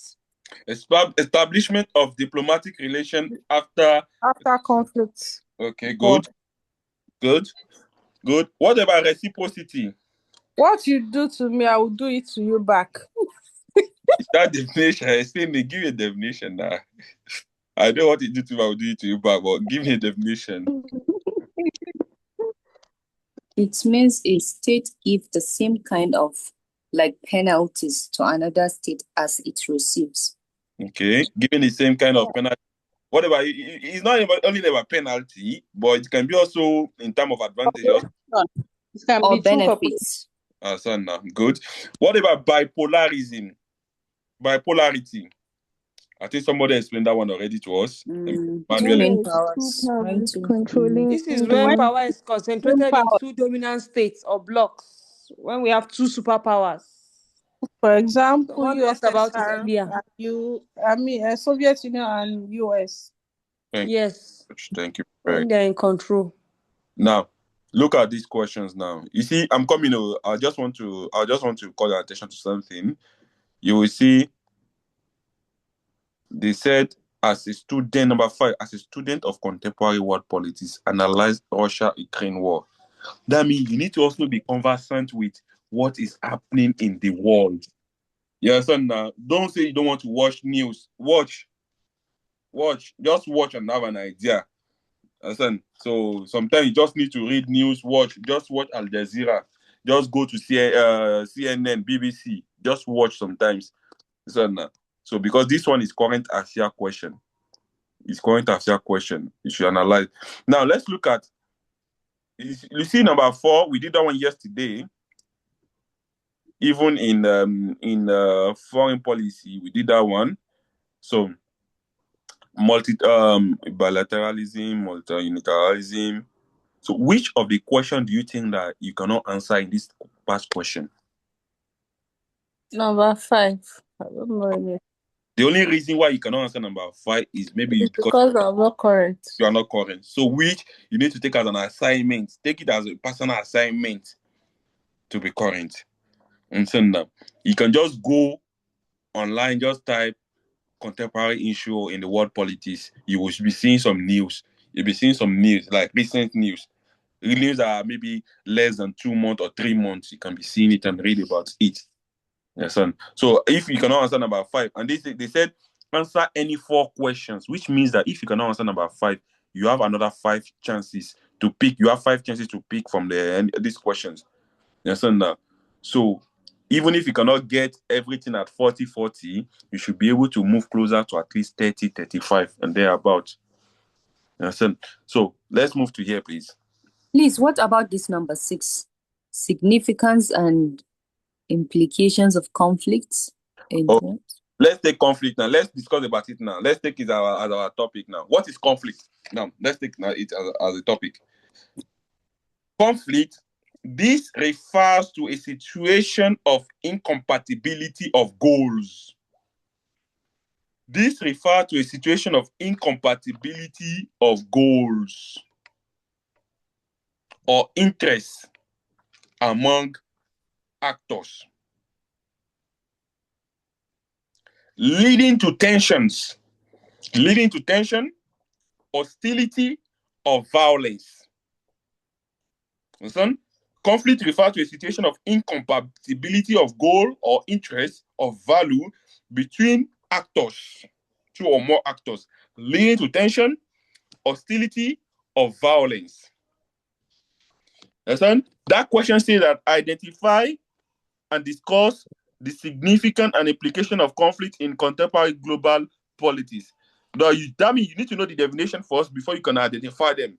Now, we have given a definition of conflict. The types of conflict, we normally have 2 types of conflict. You have interstate conflict and intrastate conflict. Interstate conflict, like inter-sport. So interstate conflict and intrastate conflict. So when you say interstate conflict, this is the kind of conflict that occur between sovereign states. That is war between states. That is interstate conflict. War between Nigeria and another country. That's interstate conflict. But on the other hand, intrastate conflict is the kind of war that occur within a state, that occur in that particular country, war that occur inside Nigeria. That is intrastate. It's often involving government forces and non-state actors. It involves Nigerian army and the Boko Haram army.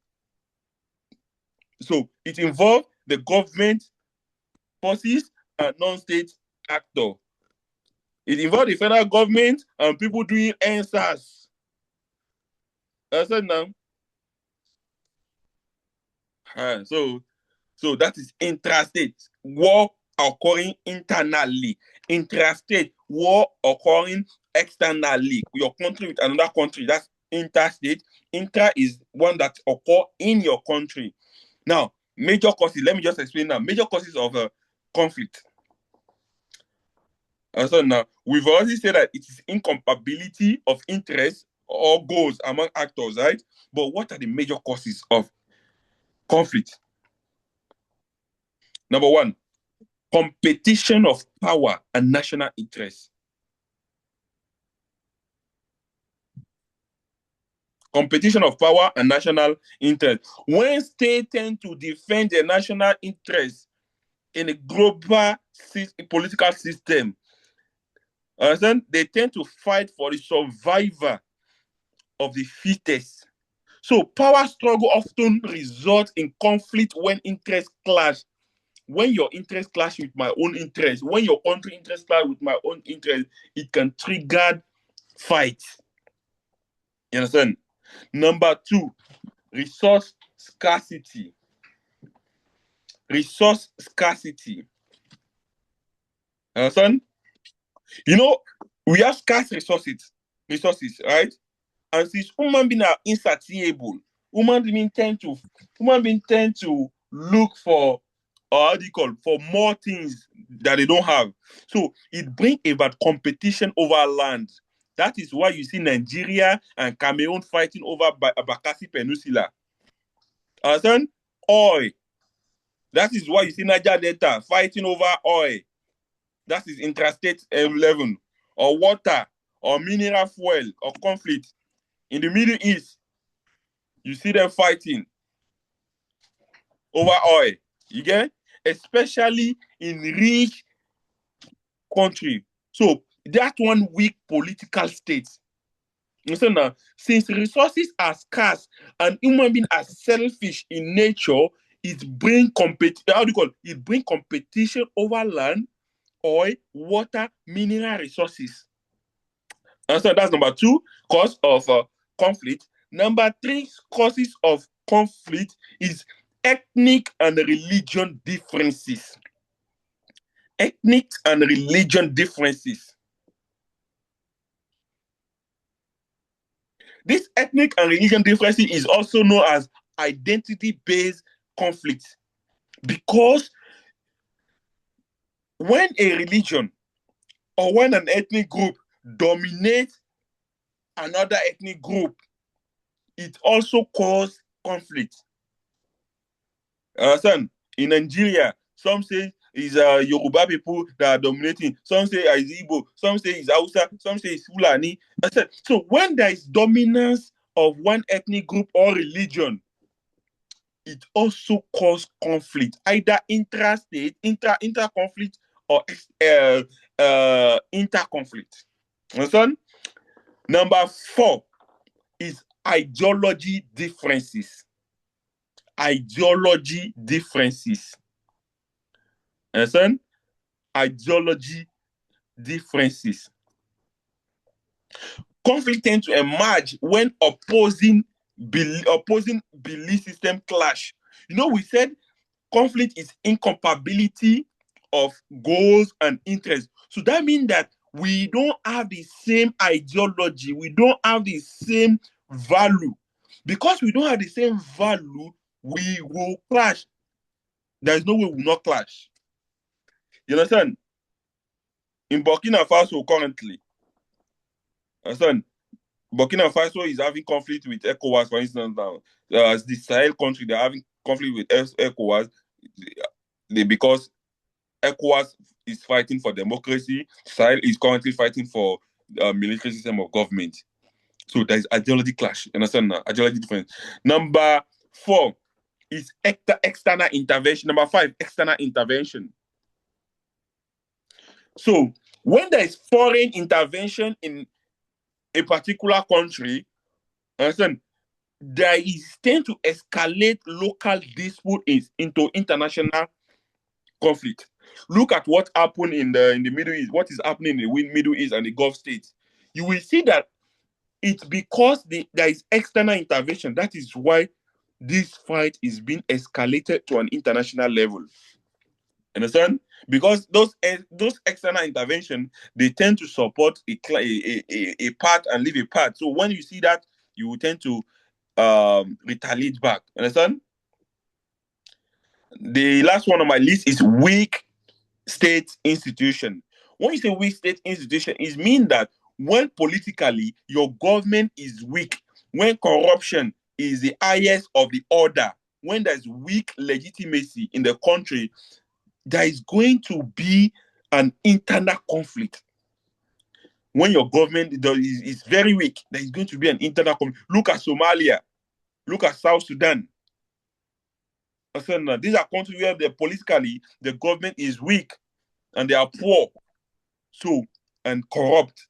It makes the country to have internal conflict.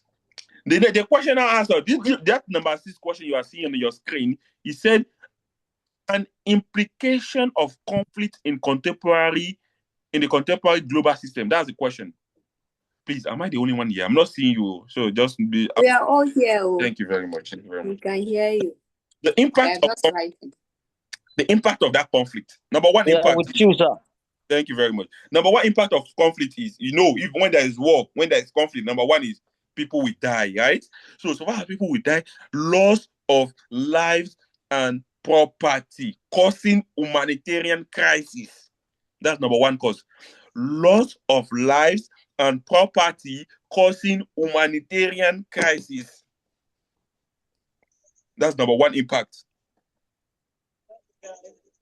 Number 2, please mute your mic if you are in the crowd, please. Number 2 impact of conflict, that is economic destruction and underdevelopment.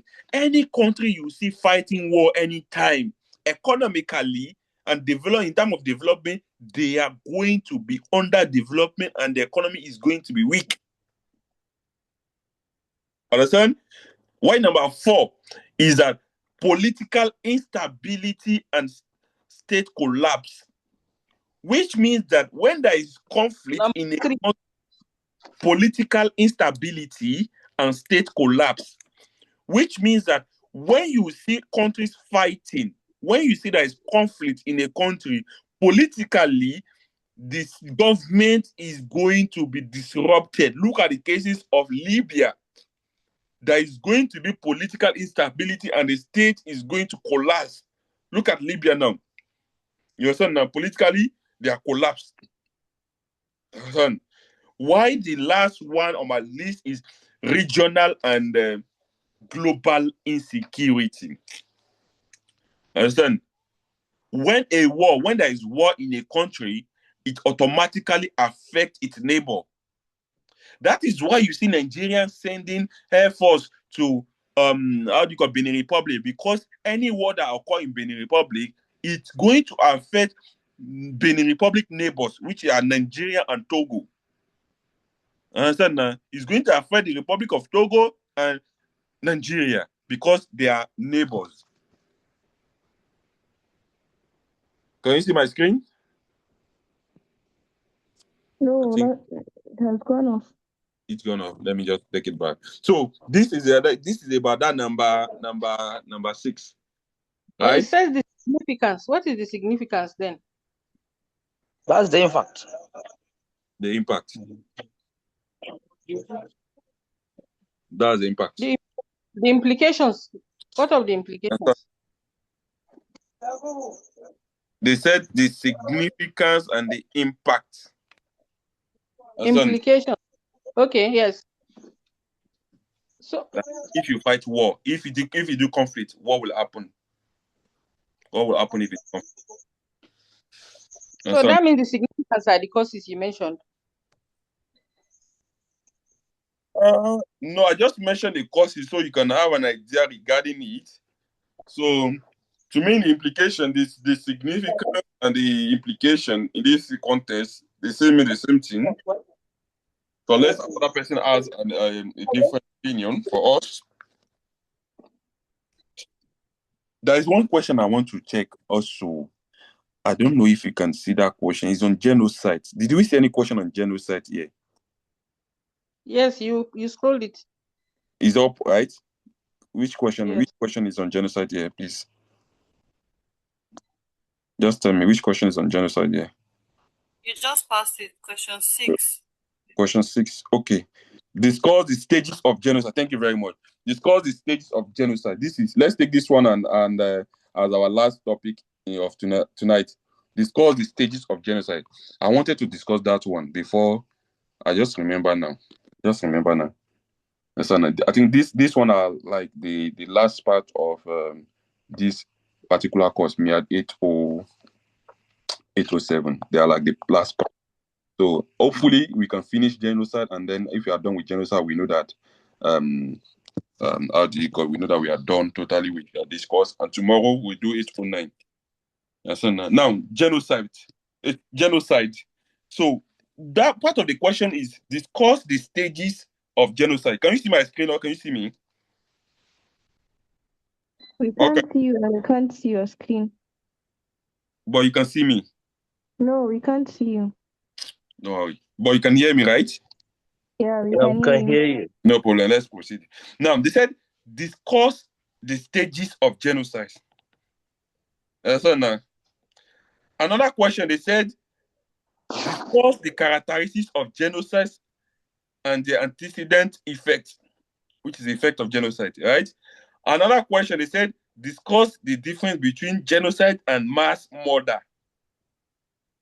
We will take this question on genocide. We will treat it and we'll call it a day for 807. While tomorrow we do another course on 809. Now, genocide. Meaning of genocide. What is genocide? Genocide, this one refers to the deliberate and systematic destruction of a particular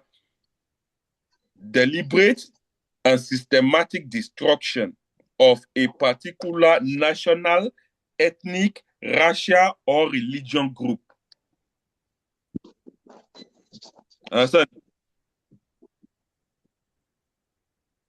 So it is deliberate and systematic destruction. That means that destroying a particular nation or an ethnic group or a religion group or a racial group, destroying them systematically, deliberately. Understand that? That is, you've made up your mind to destroy them, to kill them, to extinguish them. That is genocide. You understand? They now say that what are the characteristics of genocide? Understand? Number one characteristics of genocide: intentional targeting of specific group. If you target a specific group, ethnic group, racial group, religion group, intentionally, no be by mistake or intentionally, that is genocide. Understand? Number two, systematic planning and execution, which means that during genocide, you plan and you execute. You don't just wake up one day and say you want to go and commit genocide. No, you plan ahead. You plan ahead and execution of that crime. You understand? Number three, state or organized group involvement. So when you talk about genocide, what? Be muting your mic, these people. You're muting your mic. So when you talk about genocide, that means that there has to be a state or an organized group involvement. That means whether the government is involved or a particular group in the country is involved, they've planned that they want to target this particular group. So maybe a group plan to target another group. That is genocide. Understand? Why the fourth one in my list is dehumanization of victim. Those people you want to target, you dehumanize them. That means you don't regard to them as human being. You regard to them as animals or pork. It has happened. I'll give you some example when we talk about the stages of genocide. I will give you some examples for you to understand. Now, stages of genocide. Stages of genocide.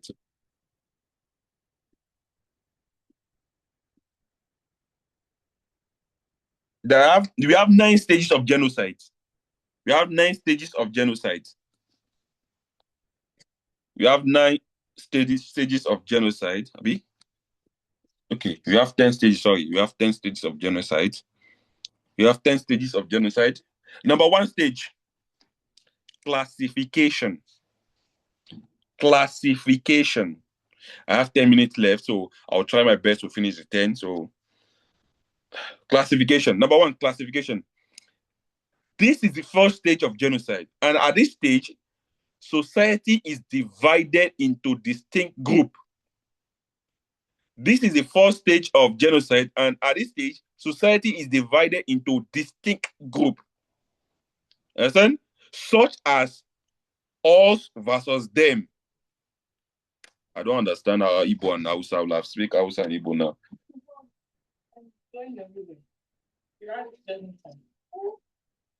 I have 10 minutes left. You can just keep him there. You know, just go. Close the door. So, close the door. I said I have 10 minutes left. So the society is divided into 2. We have this us, that is US, and them. That is, come here.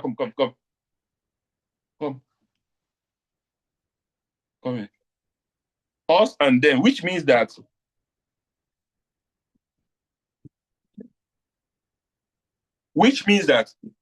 if you tend to say that now we they there, they know they there.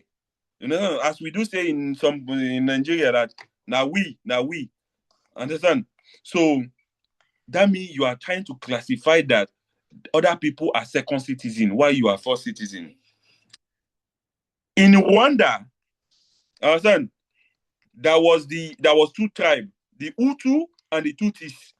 If you like to watch movie, go and watch Hotel Rwanda. Go and watch Hotel Rwanda. It's going to explain to you what genocide is all about extensively. You understand? So in Rwanda, we have the Hutu, Tutsis, and the Hutu. The Hutu and the Tutu, they don't regard themselves as same thing, but they were living in Rwanda. So they classify themselves that you are Tutsi, you are not part of us. You are Tutsis, you are not part of us. They divide themselves. It happened in Nigeria where an Igbo man, an Hausa man, or Yoruba man will see himself as the superior. He will not consider the other tribe. That is classification. That's number one. Number two stage of genocide is symbolization. Symbolization.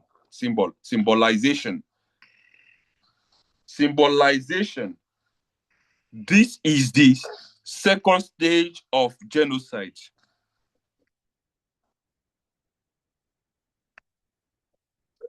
In symbolization, the targeted group they want to kill, let me just put it, the group they want to kill or they want to exterminate is given names or labels or symbols. You understand now? So when you name some people, maybe let's say they want to kill a part of the country, for instance. Now they now give them a name so that they can know them easily, that this is our target to understand that. In Rwanda in 1944, in Rwanda, what they did is in that movie, Hotel Rwanda, what they did is that they were giving ID card to some people. So if you don't have that ID card, that means you are not part of them. So it makes you a target. You understand? Symbolization. That is number 2 stage. Number 3 stage, discrimination. Discrimination or segregation. Discrimination or segregation. That's number 3 stage.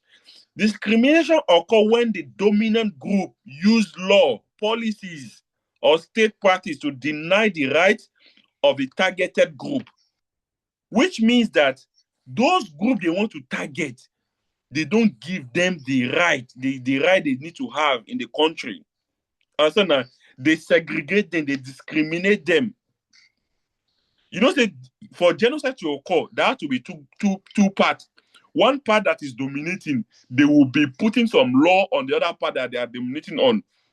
They'll be discriminating them. In Sudan, it happened in Sudan, whereby they have a particular clan. They call it them the Darfur in Sudan.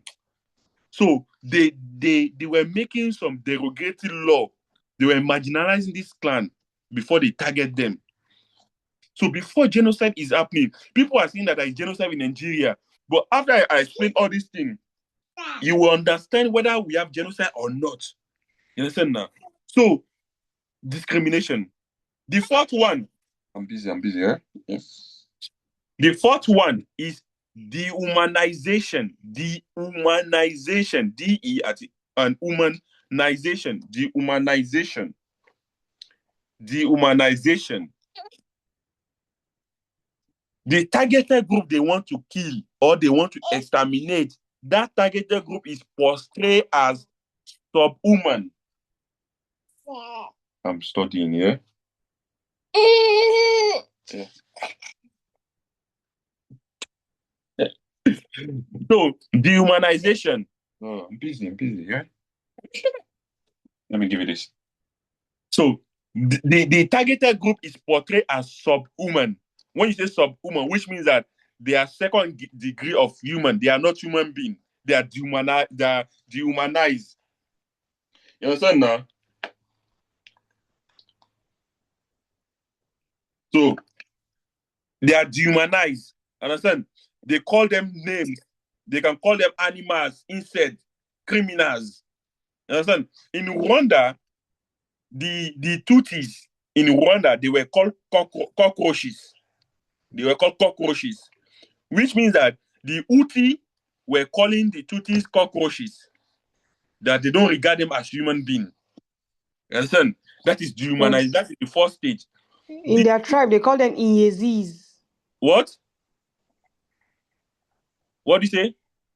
I said in their South African tribe, it was a bit Rwandan tribe. They call the cockroaches that's Azeez. Yeah. They were called the cockroaches. You understand now? So dehumanization, that means you don't regard them as human being again.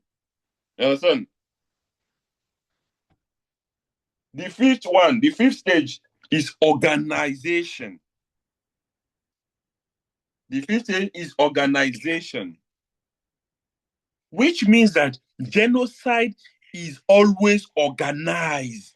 That means there have to be planned. It's either it is organized by the state or powerful elites in the country.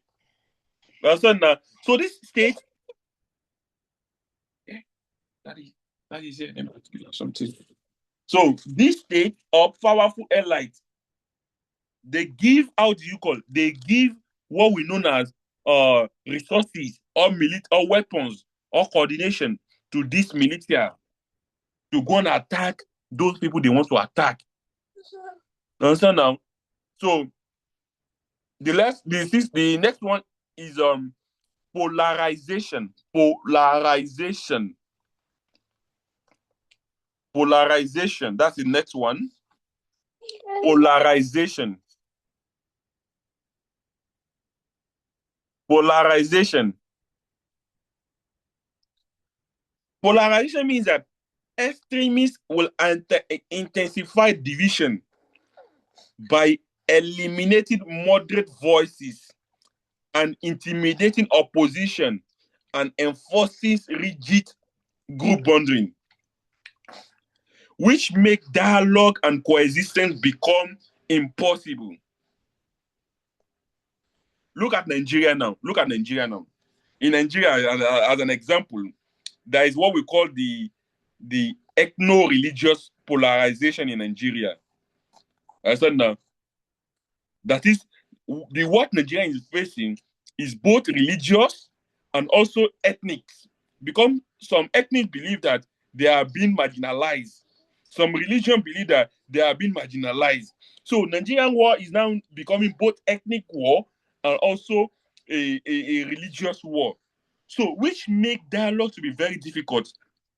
Normally, if it's ethnic war, we can use the religion to come and solve it. You can call your pastor, you can call your imam, you can call your traditionalist to come and solve it. But now, these people are now involved in this wahala. So even though there is no full genocide in Nigeria, but we are intensifying on the ethno-religious polarization in certain region of Nigeria, which make dialogue to be very impossible. You understand? Why the seventh one we have preparation. You want again? We have preparation.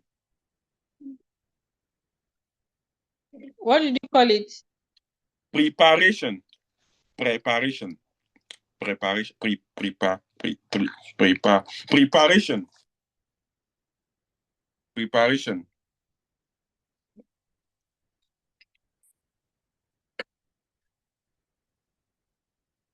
In preparation, victims are identified, registered, segregated, and relocated. Understand? Lists are compiled. In that preparation, they compile a list and they prepare a logistical preparation for mass violence. Let me take the Rwanda as an example now. In Rwanda, there was what we call roadblock and household register. They identify some house and they block some road that those people that you see over there, they are the people we need to exterminate, to kill. So there was roadblock and household register. They register some house that this house we need to attack this house. This house we need to attack this house. So you prepare so that you will not go and kill your people. So you prepare, you register, you segregate people you want to attack. You tell your people don't go to this area, or if you go there and you die, it's your problem. Listen. The number 8 one is persecution or persecution. Persecution.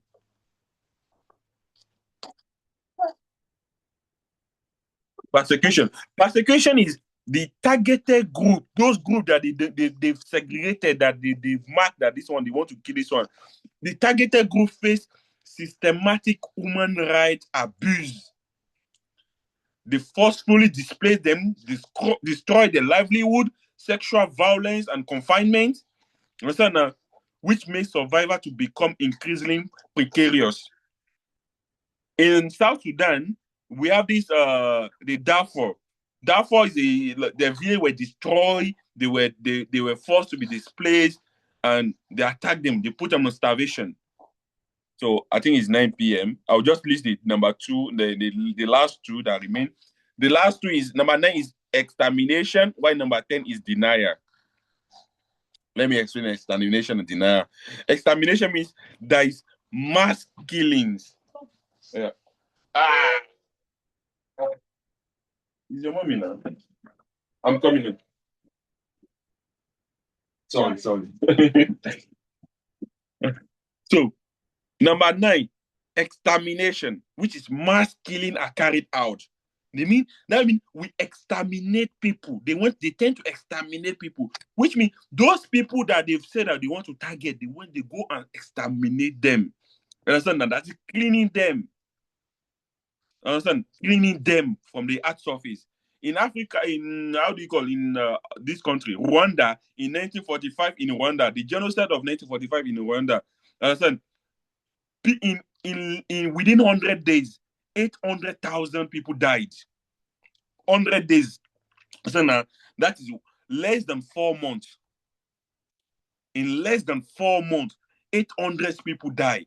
That means they wiped them away. You understand? Why the number 10 one, which is the last one, is denial. Denial. That means that denial is that those people that carried out this thing, they denied it, that they did not do it. Now, perpetrator deny the crime, they destroy evidence and intimidate witness. Now, those people that kill people now, they will not deny that, oh, we didn't kill them, oh, we are not the one that killed them, we don't know them, we don't kill them. And any person that want to witness against them, they threaten the person. Our witness that one in 2010 in Ivory Coast. Our witness that one due to election, that was genocide due to election in Ivory Coast in 2010. So up to date, we don't know, we don't have evidence, but people know that it occurred. So this is the last one. It is already 9 in Nigeria. So I want to mention the difference between genocide and murder, and also the effect of genocide, but it's already 9. So take that one as a personal assignment. We are done with MIAD 8.0. MIAD 8.0, 8.07. So we will find another tomorrow to do MIAD 8.09. Let me stop. Question, answer, suggestion, observation. I'll stop the recording now.